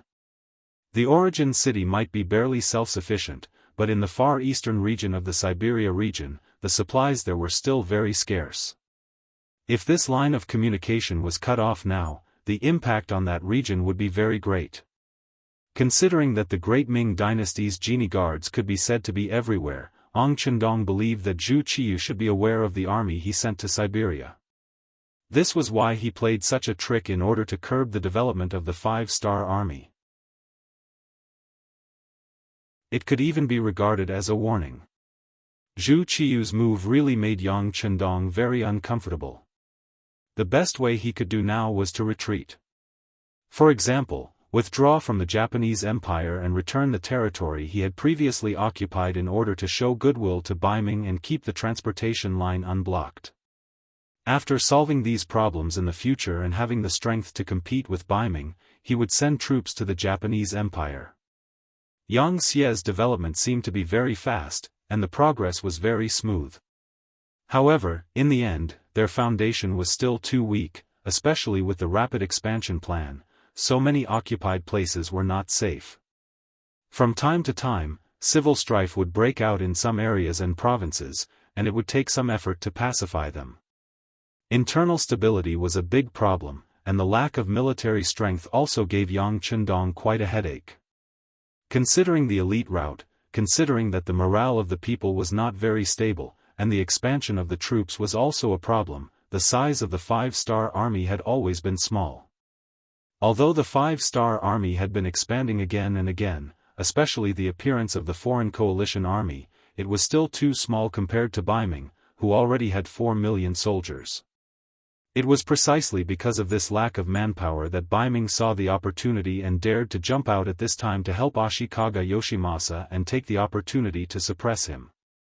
Of course, in addition to retreating, Yang Chendong had another way, and that was to continue to do things his own way and continue to attack the Japanese Empire with the risk of falling out with Baiming. Moreover, Baiming without the navy could only help the Japanese Empire with limited help. It was just that in this way, the pressure on him would be too great.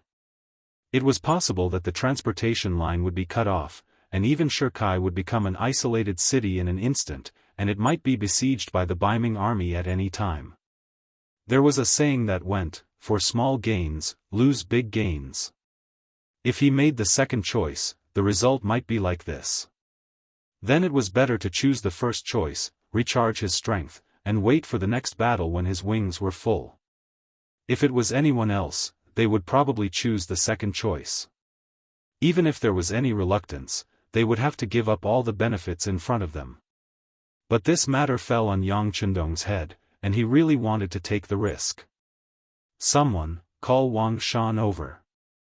After closing his eyes for a long time, Yang Chendong suddenly opened his eyes again, and his voice was clearly heard.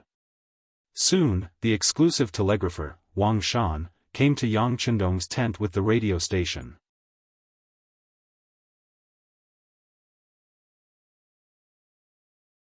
Chapter 1086. Ashikaga Yoshimasa had suddenly become a member of the Baiming imperial court. Even though the current Baiming imperial court was not as glorious as the Ming dynasty, it still put a lot of pressure on the other warlords of the Japanese Empire.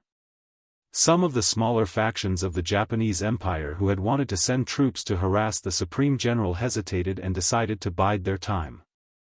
Using this opportunity, Ashikaga Yoshimasa sent out the eloquent and resourceful Nishi Toshihide to various places to put pressure on them and express his goodwill. He said that as long as they were willing to turn over a new leaf, he would let bygones be bygones. He would even consider fighting for more benefits for everyone when the new country was established. Once the promise was made, coupled with Nishi Toshihide's ability, many people responded quickly. It was still the same old saying that benefits were the only thing that would never change. In the face of benefits, the previous dirty deeds were nothing at all. In just 10 days, 7 small and medium-sized forces expressed their intention to attach themselves to Ashikaga Yoshimasa. These people added up to about 15,000 people. Although the number of people didn't seem to be a lot, the beginning was always the hardest. Once there was a good start, the following matters would be much easier to handle. Another 10 days passed, and another 30,000 people changed their allegiance. They went from being opposed to Ashikaga Yoshimasa to supporting him. Not only that, but 10,000 of these 30,000 people were originally allies of the Flatwell Field. With this change in attitude, the Flatwell Field was facing a crisis. When the factions weren't as united as one, Supreme General Ashikaga Yoshimasa took this opportunity to launch a counterattack. He attacked the Hokuriku province, and 5 days later, he took over the Hokuriku province's Ekizan prefecture and headed straight for the Flatwell Field's headquarters, Yuacheng prefecture. 2 months had passed since Yang Chendong took over the jurisdiction of the Shanyang Path. The migration of the people had been completed, and the people transferred from other provinces were trying their best to integrate into the environment and climate. In half a month, the land distribution would be completed.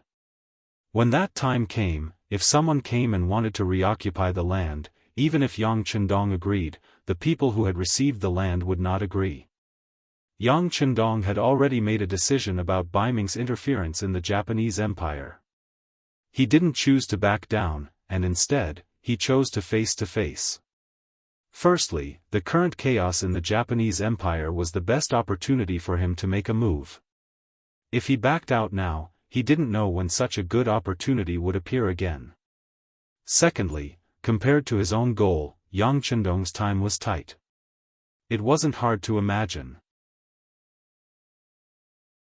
He definitely wouldn't allow his limited time to waste on the Japanese Empire. So what if it was Baiming?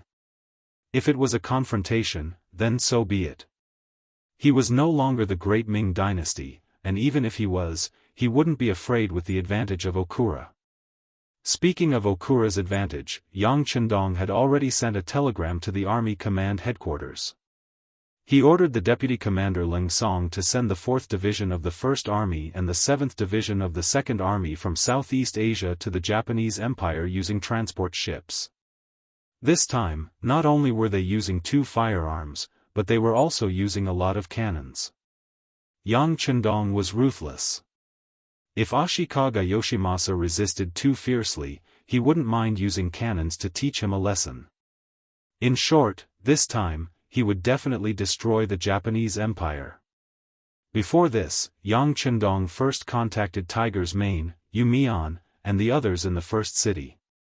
He directly told them that once he continued to make a move in the Japanese Empire, it was very likely that Baiming would cut off the transportation line. At that time, the other party wouldn't be able to be self-sufficient while also ensuring the basic supply of supplies to the Far East. The first city had only been built for a few years. It was already very difficult to be self-sufficient without the support of Qiqian City. Now, they still had to provide help to the Far East. Although it was only a basic supply, the pressure was still not small. In this regard, Yang Chendong didn't have too many expectations.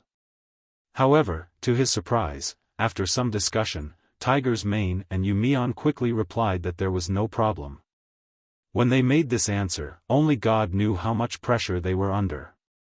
When Yang Chendong received the reply, he was excited. At the same time, he asked Wang Shan to call back and thank Tiger's Mane and Yuan for their sacrifice for the overall situation. At the same time, he would solve the matter of the Japanese Empire as soon as possible and reopen the transportation line. Not to mention that Yang Chendong was making all kinds of preparations and efforts. Ashikaga Yoshimasa was also not idle. After receiving the support of Baiming, he seemed to have become the embodiment of justice and the orthodox existence. More and more forces had joined him, and many of the middle forces were wavering. It could be seen that it wouldn't be long before these people would also choose him. This directly caused a lot of pressure on Shuichi Hirata. Their original allies had either rebelled or wavered. In any case, it was impossible to count on them to contribute any more. The original army of 150,000 people had been reduced to less than 100,000 people. Ashikaga Yoshimasa also began to sound the horn of attack. It seemed that he wanted to take advantage of the situation to settle the situation. The reason why Ashikaga Yoshimasa was so confident was because of Kobayakua's secret surrender. Kobayakua was a force with nearly 20,000 soldiers. With his strength, he was worthy of being called a big name. Initially, he didn't like Ashikaga Yoshimasa, or perhaps he wanted to use this opportunity to gain benefits. That was why he formed an alliance with the so-called like-minded Flatwell Field, causing quite a lot of trouble for his opponents. After Zhu Qiyu's move, Ashikaga Yoshimasa's confidence began to increase, and it also changed Kobayakua's mind. Especially after secretly meeting Nishi Doxiu, the balance in his heart finally changed. Nishi Doxiu was a very smart person. This time, not only did he want Kobayakua to be his pawn, he also asked him not to announce his surrender. He wanted him to be prepared to deal a heavy blow to the Flatwell Field at the crucial moment. This was to prove that he had joined the great general's camp. Kobayakua, of course, would not refuse. He agreed immediately and began to wait for the opportunity. When he finally saw the great general's attack, he knew that he was about to be put to good use. He secretly mobilized his troops and was prepared to attack the Flatwell Field at any time. But at this time, a piece of news came that made him hesitate. In just 3 days, 6 leaders of the Japanese Empire who had defected to Ashikaga Yoshimasa's forces were secretly assassinated. After the incident, there was no clue at all. The identity of the murderer became a mystery, making the situation that seemed very clear become blurred again. The sudden assassination plan made Kobayakua, who was prepared to take action, hesitate.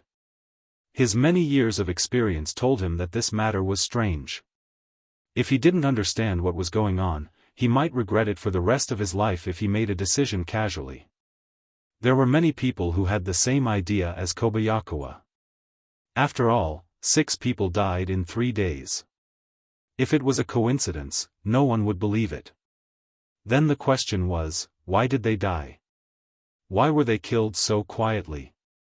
Considering that these 6 people were born in different places, had different levels of power and influence, and were quite different in age, they all had one thing in common, which was that they had all opposed Ashikaga Yoshimasa. Now, they had changed to support him, which was very scary. Could it be that their action of going back on their words angered someone? From the looks of it, to be able to kill 6 people without leaving any evidence behind, just this point alone was not something an ordinary person could do. Could it be the Flatwell Field? After all, this person had stayed by the side of the emperor. More importantly, he was born in a ninja family. With such an inheritance, it was not strange that he could do such a thing. But could it really be him? Was he trying to warn others? The flat well field, who was being speculated by everyone, was also secretly sad at this moment in Echu prefecture of Hokuriku. The assassination was really not his doing. It was true that he was born in a ninja family, but no one knew better than him that the ninja masters of his family had long withered. The only one they could rely on was Kobayakawa, who always protected him. How could Flat Well Field, who no longer had the ability to threaten others and could only defend himself, do such a thing? For this reason, he specially called Kobayakawa to ask him about this matter. Kobayakawa, could it be someone who has a very good relationship with our family, or your former friends who couldn't stand it? No? After a little hesitation, Kobayakawa gave an answer. As if he found that Flat Well Field didn't believe it, he replied with a solemn face. If only 1 or 2 people died, it might be possible, but 6 people died at once. This is a bit unbelievable. You know, the ninja power of our family has long been declining. Even if they wanted to do it, I'm afraid they don't have the ability to do it. Kobayakawa's answer completely cut off Flat Well Field's idea. He sighed and said, then who could it be? General, it shouldn't be the work of the Japanese Empire. Most of the ninja forces are now in the hands of Ashikaga Yoshimasa. He wouldn't do such a thing, and because of his existence, no one in the Japanese Empire has the strength and courage to do such a thing. So, listening to Kobayakawa's analysis, Flat Well Field felt that he had grasped something. So you said that it's not the work of the Japanese Empire. Could it be Bugnam of Gojoseon? It's Bugnam of Gojoseon, it must be him. Ashikaga Yoshimasa, who was in Hokuriku's Ekizan prefecture, was roaring angrily in a large courtyard that he had just occupied not long ago. At first, like everyone else, he thought that the killer was Flat Well Field, who asked him to be his biggest enemy now, and at the same time, he also had a ninja background.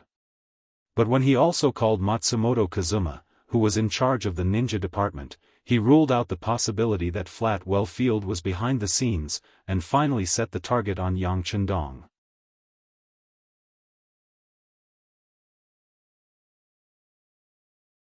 Chapter 1087. To be honest, after the eunuch sent by the Emperor of Baiming announced the imperial edict, Ashikaga Yoshimasa had been waiting for Yang Chendong to negotiate with him. In his opinion, since the master behind him had already spoken, how could a mere king with a different surname not know when to advance or retreat? Then shouldn't he return the Shanyang path and even give up the Shihai path that he first occupied? Yang Chendong was a king with a different surname, and he was a king with a different surname with some strength. But so what? In Ashikaga Yoshimasa's eyes, since the Emperor of Baiming had spoken, even the most powerful subjects had to back down. The imperial power of the great Ming dynasty was supreme, and he had never heard of a subject who dared to openly oppose it. Even if they wanted to rebel, they would have to think of all kinds of reasons and then act in the name of protecting the king. This was the impression that the Han people had left on Ashikaga Yoshimasa. In a country that always followed morals and paid attention to propriety, justice, integrity, and shame, it was very difficult for a great hero to appear. Even if one appeared by chance, if he didn't follow the rules, it wouldn't take long for those who envied him to gang up and kill him. He had almost forgotten about the 5-star army that he no longer regarded as a match for. However, the sudden assassination of 6 people made him understand that this Bugnam of Gojoseon didn't seem to be afraid of the imperial power of the great Ming dynasty. At least, he was far more confident than he had imagined. When the result came out, even Ashikaga Yoshimasa was shocked. Could it be that he had to compete with this King Wunan of Daimyang? Of course, Ashikaga Yoshimasa wasn't afraid. After all, this was the territory of the Japanese Empire, and he had the support and recognition of the Emperor of Baiming. His military strength and provisions were many times more than the 5-star army, so there was no reason for him to be afraid.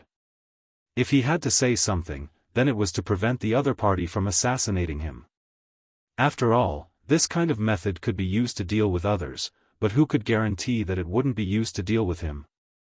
Kun Matsumoto, I will have to trouble you next, please show your strength. If someone really dares to make a move against this great general, let them know that there are still the most powerful ninjas in the Japanese Empire. Since he had been praised, Matsumoto Kazuma really didn't have a reason to refuse. Not to mention that the ninjas behind him had to rely on the great general. After all, ninjas were born with martial arts first priority, first, second, and ignored other things like how they had to deal with ordinary people, and how to accumulate enough money to pay enough money for training and daily expenses. Now that the great general had spoken, Matsumoto Kazuma immediately nodded and said, "Hai, please rest assured, there will be no mistakes in your safety." Ashikaga Yoshimasa nodded with satisfaction, then turned his attention to how to deal with the opposing forces in the flat well field. In his opinion, this was the most urgent thing to solve. As for the 6 people who were killed, they were just some nameless pawns, and they couldn't change the overall situation. After he calmed down the civil strife in the Japanese Empire, the 5-star army, as an outsider, would no longer need to stay here, so they would have to leave. It was naturally Yang Chendong's idea to kill them, and it was the Wolf Fang Special Forces that did it. When this Wolf Fang Special Forces was first established, they were set to complete beheadings and various other urgent tasks. However, killing 6 unsuspecting leaders of the Japanese Empire didn't take much effort. Coupled with the complete information from the intelligence department, it wasn't as simple as killing chickens, but in short, it wasn't that difficult. Today, the 5-star army was still stabilizing the Nankado area. Yang Chendong knew very well that without a stable rear, once they fought with the enemy, it would be a terrible thing, so the army couldn't move yet. Even so, the Wolf Fang Special Forces and the Ghost Shadow Assault Team came in handy at this moment. Continue to issue orders to them, let Wolf Fang and Ghost Shadow cooperate well and make them stand out. Sigh, we still don't have enough people. Yang Chendong sighed and said to Beta Persei beside him. Beta Persei liked to see the young master's domineering aura. After he laughed, he went out to find the reporter, Wang Shan. A new bloody storm unfolded one by one in the following time. After the 6 people were killed, on the 4th day, 2 more leaders who publicly supported Ashikaga Yoshimasa were killed. On the 5th day, 3 people were killed, and on the 6th day, 2 more people were killed. When the news continued to spread, not only did the forces who had originally said that they would stand up to support Ashikaga Yoshimasa stop all their actions, but some of the forces who had publicly supported Ashikaga Yoshimasa actually shouted slogans against it. But they just shouted. They didn't mean to attack the forces of the great general. Instead, after shouting, they went into hiding like a turtle. Smart people could see at a glance that they were just doing this to save their lives. It was just a gesture. But this gesture was enough to give Ashikaga Yoshimasa a headache. The deaths of those people were like slaps to his face, which made him feel ashamed and furious at the same time. They're going too far. Koen Matsumoto, please send experts to check how those people died. I really don't understand. Don't they know how to be vigilant? While cursing Yang Chendong's unscrupulous actions, Ashikaga Yoshimasa also hated those dead people. They didn't even have the strength to protect themselves. They really deserved to be killed. Ashikaga Yoshimasa was angry. He thought that he must find out the reason and then give a firm counterattack, because this is a serious provocation to him, the great general. Matsumoto Kazuma moved quickly. 3 days later, he returned to Ashikaga Yoshimasa with the results. He had already seen the bodies of the dead, so it was easy for him to find the gunshot wounds and the bullets that had entered their bodies. Oh. So, they were killed by firearms from a distance? Listening to the report, Ashikaga Yoshimasa asked with some surprise. Yes. I have long heard that the firearms in the 5-star army are very advanced. Now it seems to be true. Matsumoto Kazuma nodded and admitted. The facts were in front of him. Ashikaga Yoshimasa's heart also gave birth to a trace of fear. After all, the unknown was the scariest. What if the 5-star army used the same method on him? What should he do? Would he be able to defend himself? Just as his face was constantly changing and uncertain, Matsumoto Kazuma on the side seemed to have seen something. He reported again and added, "I have brought people to see it, and I have also done a professional investigation. The effective range of this firearm should be very far, but it is only about 600 meters. When these people died, the guards around them were concentrated on the periphery, which gave the shooter a chance. And if we can arrange more people to protect the Supreme General when you go out, and at the same time, the safe search range is 600 meters away, then no one can hurt the Supreme General, and these assassins sent by the 5-star army will not be able to succeed." This answer was exactly what Ashikaga Yoshimasa wanted to hear. After seeing that Matsumoto Kazuma had a specific arrangement, he smiled with satisfaction and said, "Very good, I am happy to have a captain like you. It's just that some people must be punished when they make a mistake.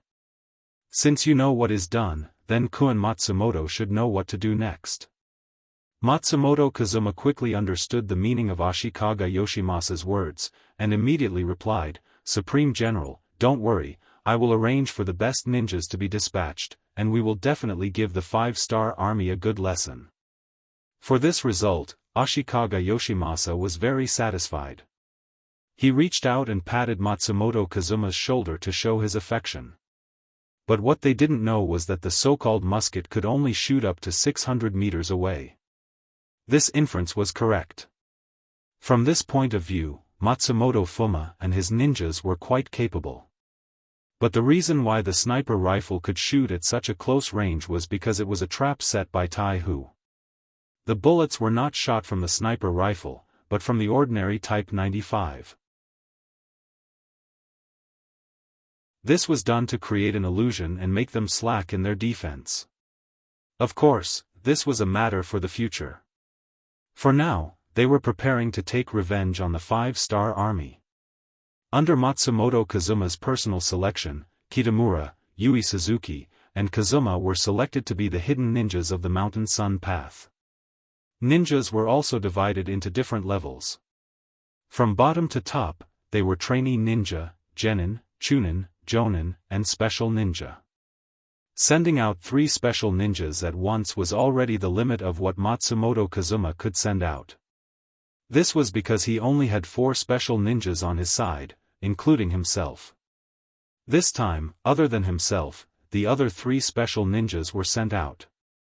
Only the 3 special ninjas were sent out, and there were no other ninjas to assist. Matsumoto Kazuma wanted to achieve the goal of being silent. He didn't want to send out too many people and leak the location of the ninjas. The 3 special ninjas were sent out in secret. Even with Yang Xie's intelligence department, they couldn't find any traces, but the relevant defensive measures had already been taken. After Yang Chendong sent out Wolf Fong and Ghost Shadow, he was prepared for a counterattack. The reason why his subordinates couldn't find anything was because the person who came was too strong. But this kind of strength might affect others, but it was nothing to Yang Chendong. Ever since Yang Chendong came to this era, not only did he have the help of the mysterious Daikara, but his strength was also constantly rising. Especially as Yang Xie's forces grew bigger and bigger, after he made a request, some famous martial artists were found and sent to Yang Chendong.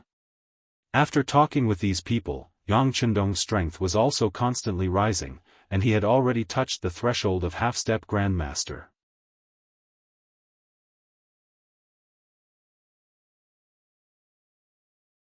Chapter 1088. At this time, Yang Chendong's perception of the outside world was more sensitive than before, especially his perception of danger. That kind of wonderful feeling could not be described with words. That wasn't the only aspect of his improvement. The strength and speed of his attacks had also improved by quite a bit. At the very least, when he fought with Yang Heir and the other dragon guards, he was much more relaxed. Often, the moment he attacked, the dragon guards, who were known to be 1 in 1,000, would be unknowingly knocked to the ground. With such an improvement in personal strength, Yang Chendong was not only not afraid of the possible revenge of Ashikaga Yoshimasa, but also had a sense of eagerness. Another 10 days had passed, and the settlement of the Yang people in the Shan-Yang path was finally completed. The non-human people who were sent over from the various provinces were allocated to their own fields according to their population. Some businesses had also started to be established, and things that were closely related to the people such as grain stores and salt stores were also opened one after another. This had greatly stabilized the local situation and the hearts of the people.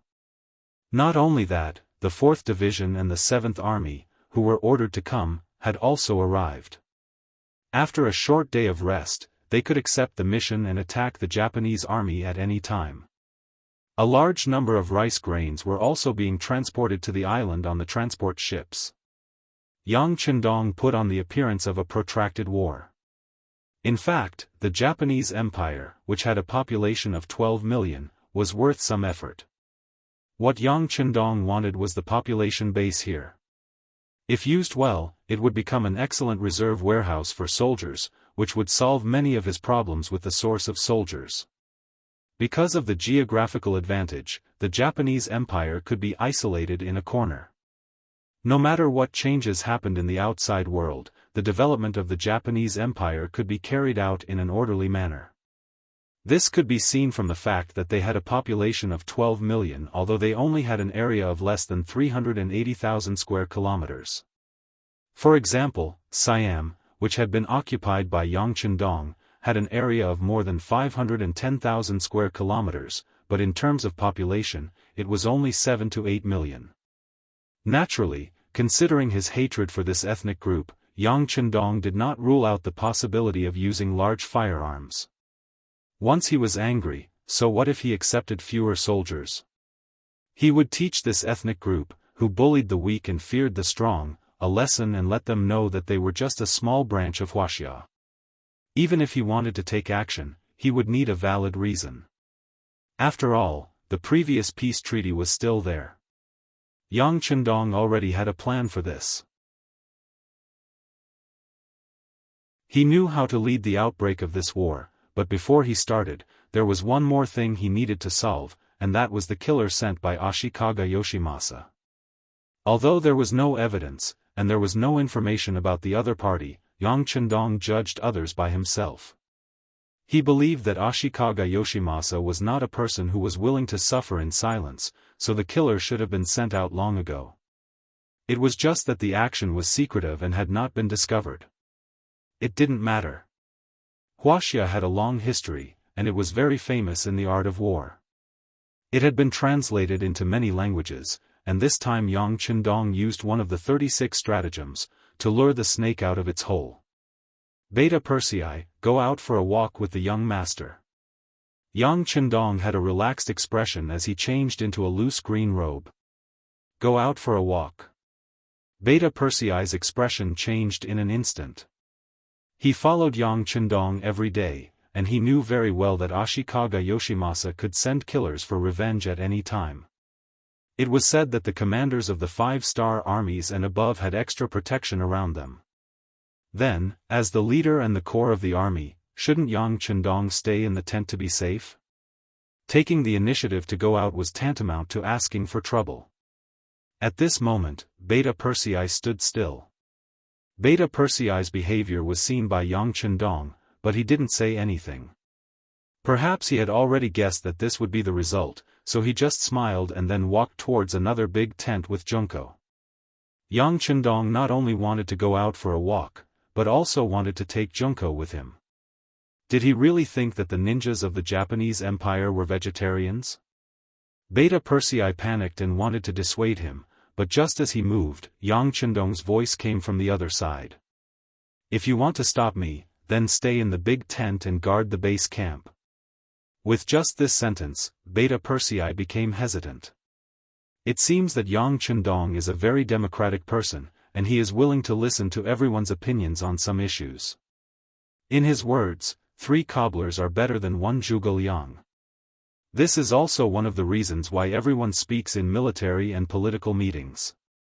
Knowing the temper of the 6th young master, everyone has their own opinions, and once a good opinion is adopted, isn't it equal to entering the eyes of the sixth young master? At the same time, Yang Chendong is also stubborn on some things. If he decided on something, it would be very difficult for others to stop him. At the very least, it was not something that young heir alone could do. Thinking that if he can't stop him, even the qualification to follow him will be deprived, Beta Persei obediently closed his mouth, but when Yang Chendong went to call Junko, he called the first guard Captain Chiu Vi and ordered him to send some of the most elite people to follow the young master. Beta Persei and Chiu Vi were already prepared, and what happened next was as they guessed. Yang Chendong didn't choose to take too many long way, including Junko, her maid Miko, and Captain Kobayashi. There were only a dozen people in total, including Beta Persei and Captain Chiu Vi. More than a dozen horses walked out of the barracks unhurriedly, from the south to the north. The location chosen by the 5-star army was Misako Prefecture, and a little north from here was Boma Prefecture, which was the border between Shanyang-do and Ping and Beijing. The north of Misako Prefecture belonged to Boki Prefecture and Yingban city of Shanin-do. It was the junction of the three places, and usually the public security was somewhat chaotic. Yang Chendong and the others chose a place called Shaoyin Mountain at the junction of the three places. It was said that it was warm in winter and cool in summer, and the climate was pleasant, and the environment was good. Yang Chendong took Junko out to enjoy the scenery, and also to relax during the war. Junko was very happy that Yang Chendong was willing to come out to play with her. She was as lively as a little girl on the horse. After leaving the barracks, her bell-like laughter could be heard all the way, spreading far and wide in the empty mountains. Yang Chendong looked at Junko's performance, and his eyes were full of a doting smile. He seemed to be in a good mood, but no one noticed the caution in his eyes from time to time, and the tension of his muscles. He was in a state where he was ready to go all out at any time. The group of more than a dozen people went all the way.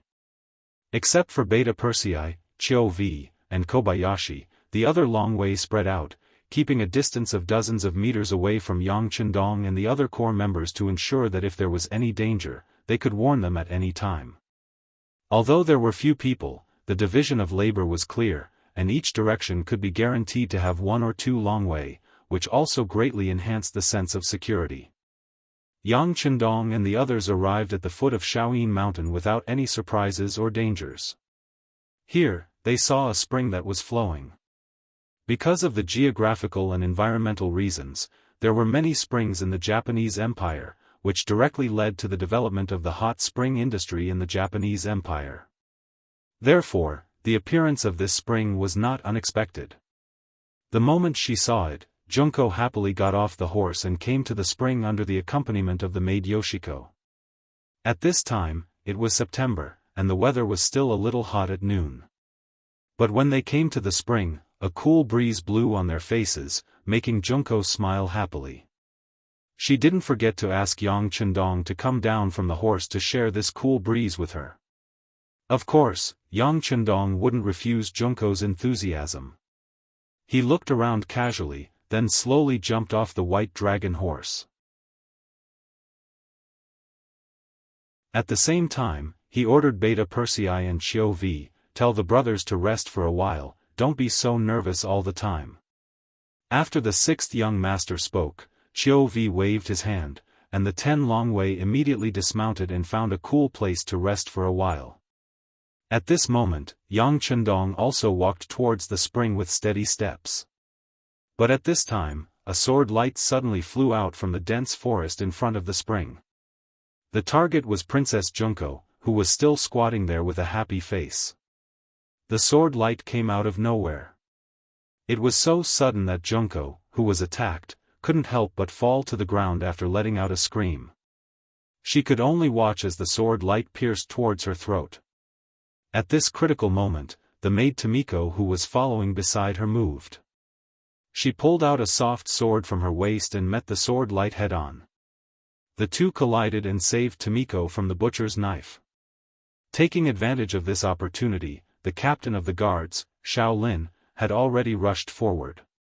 Along with him was Yang Er, who had pulled out his sword. Even the captain of the Longwei First Squad, Qiu Vi, also brandished his sword, while calling people to protect the sixth young master. He also rushed towards the spring. Yoshiko blocked in time and saved Junko, but she couldn't win. She was stabbed in the shoulder, and blood stained her arm. Fortunately, Yang Er and Kobayashi arrived in time and took their places. The two of them fought with the ninja assassins who were dressed in tight black clothes that had suddenly appeared from the left and right. Don't let him escape. Yang Chendong surprisingly didn't rush forward. Instead, under the protection of Tu Longwei, he stood in place and pointed at the ninja of the Japanese Empire.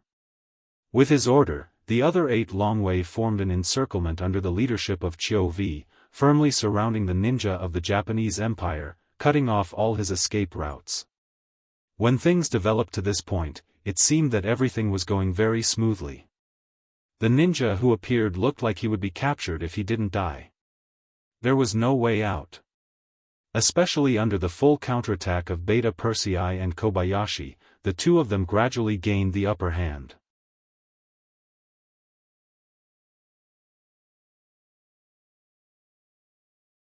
Chapter 1089. Whoosh. Just when everyone's attention was focused on the spring, another sword light suddenly appeared. Unexpectedly, it went straight for Yang Chendong, who was standing 30 meters away from the spring. The appearance of the sword light did indeed catch everyone off guard. At least the two Longwei who were protecting Yang Chendong were not fully prepared. Just a moment ago, their eyes were still on the spring. Who would have thought that a new sword light would appear, and the target would be them?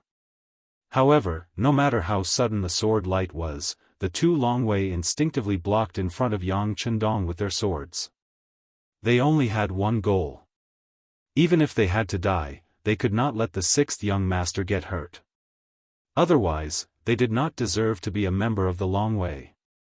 Get out of the way. The two Longwei instinctively wanted to use their bodies to block the sixth young master and complete their mission. Because of their panic, they were a little unsteady and exposed a flaw in their defense. Yang Chendong, who was protected behind them, saw this scene clearly. So at the critical moment, he shouted and pushed the two Longwei who were blocking in front of him gently with his palms.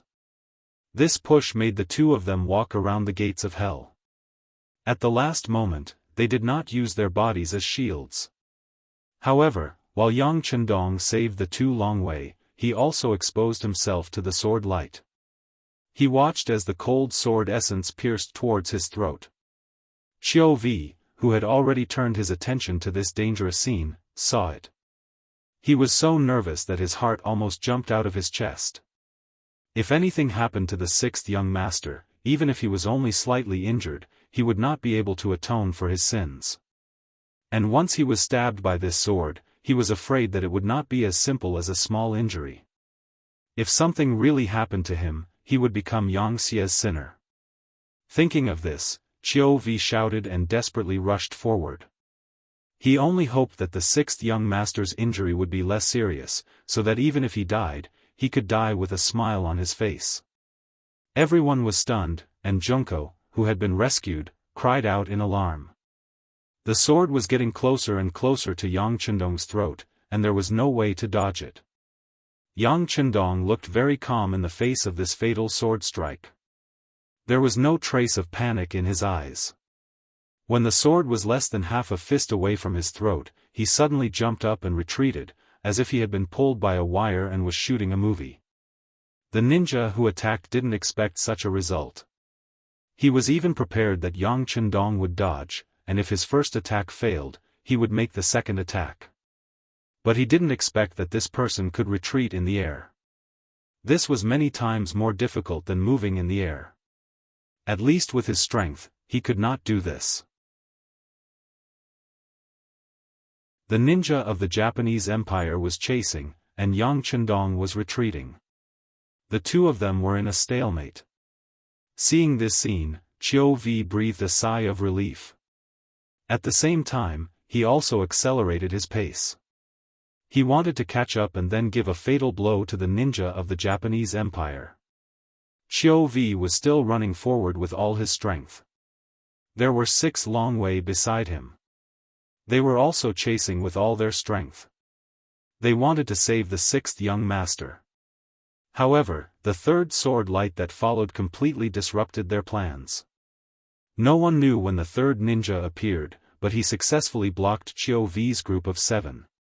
Not only that, when he suddenly appeared, he also injured 2 Long Wei who were trying to catch up to Yang Chendong. The appearance of the 3rd ninja of the Japanese Empire was like the appearance of a dangerous mountain pass. He blocked Qiu Vi's group, who wanted to save them. This was equivalent to cutting off all of Yang Chendong's support. 3 special ninjas, this was the strongest lineup of assassins under the Ashikaga Yoshimasa organization.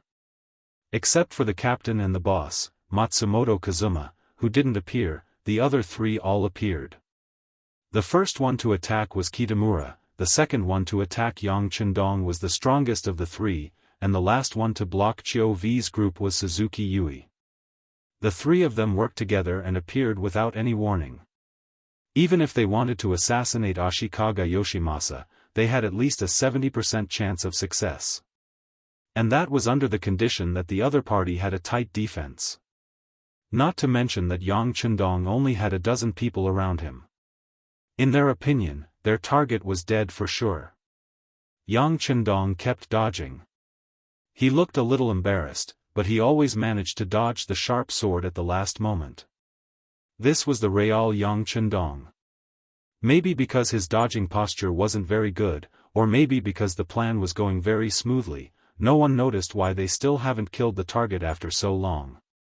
The 3 special ninjas were completely immersed in the joy of being able to make a great contribution. On the other hand, Yang Chendong looked very flustered from the beginning to the end, but if one observed carefully, one would notice that he didn't counterattack at all. All of his actions looked very flustered, but it was also very strange. For example, why didn't he rush forward when he saw Junko being assassinated? Why did he just stand there? For example, why didn't he counterattack when he was being assassinated? Was he really only dodging? According to human instinct, he should at least draw his sword and fight back. Yang Chendong didn't do anything, he just kept dodging and looking around. Yes, Yang Chendong was using this opportunity to observe everything around him. Before he could confirm whether there were only 3 assassins or not, and whether there were other backup plans, he wouldn't act rashly. The reason was that he didn't want to alert the enemy. This was where Yang Chendong's confidence came from. He had already touched the threshold of the supreme power realm. That was the reason why he still walked out of the military camp with Junko even though he knew that Ashikaga Yoshimasa would probably do the same to him after he sent someone to assassinate Junko. Some methods were not only used by him, others could also learn and use them. In order not to let the officers under his command become the target of Ashikaga Yoshimasa's anger, Yang Chendong stepped forward bravely and used himself as the bait. Everything was as he expected. The appearance of the 3 special ninjas was satisfactory, otherwise, Yang Chendong would really have to worry about the safety of the low-level officers. Now that the assassins had appeared, what he needed to do was to determine whether there were other enemies around. With his 5 senses, which had already touched the threshold of a Grand Master, it was easy for him to get a clear picture of the situation nearby. After confirming that he did not sense any new auras, he was basically certain that only the 3 killers had come. Yang Chendong, who was constantly dodging, suddenly smiled. This Ashikaga Yoshimasa was still very confident. Did he really think that only 3 ninjas could hurt him? At this moment, he was laughing at the opponent's arrogance and presumption. But this kind of smile was seen by Blowing Ishida, who was holding a ninja sword, and it gave him a bad feeling. Instinctively, he shouted, "Baka! Fuck you!"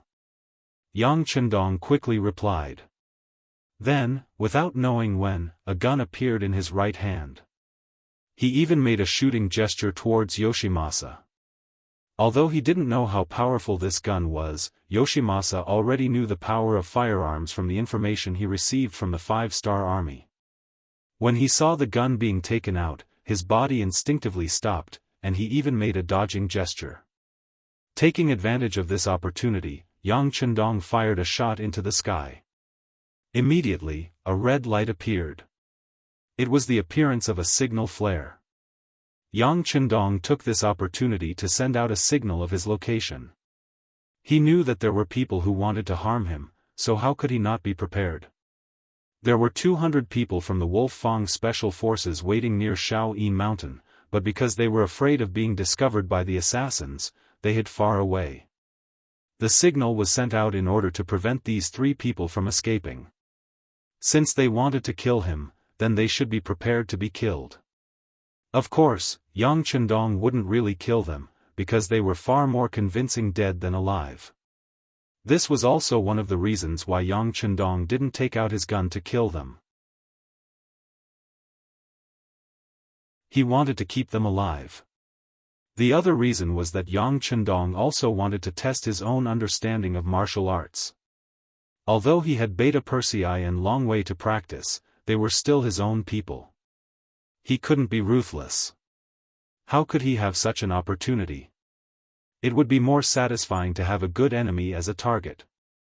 He put the signal flare back on his waist. At this moment, Yang Chendong's aura changed. When he looked at Yoshimasa, there was a hint of mockery in his eyes. He even made a beckoning gesture with his finger.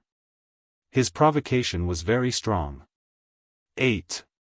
Seeing that Yang Chendong was ignoring him, Yoshimasa was angry. After cursing, he suddenly rushed forward. At this moment, he perfectly used the advantage of a ninja's speed. He covered a distance of 3 or 4 meters in one step, instantly closing the distance between him and Yang Chendong. Yoshimasa was fast enough, but Yang Chendong's reaction was even faster. His body had already changed when the other party cursed. When the sword pierced through, it naturally pierced nothing. Then, he felt a pain in his left shoulder and couldn't help but grimace. Yang Chendong finally started to fight back. He patted Yoshimasa's shoulder. It seemed that he didn't use much strength, just a light pat, but Yoshimasa knew that his shoulder was broken. This is the difference between hard skills and internal strength. It can also be said to be the difference between external strength and internal strength. At Yang Chendong's level, although he couldn't use a branch as a sword to fight against all things, he could still turn his strength into internal strength and hit it out. You're tuning in to the Unparalleled SwordWill YouTube channel. Don't forget to subscribe and join us on this journey to catch the most captivating stories.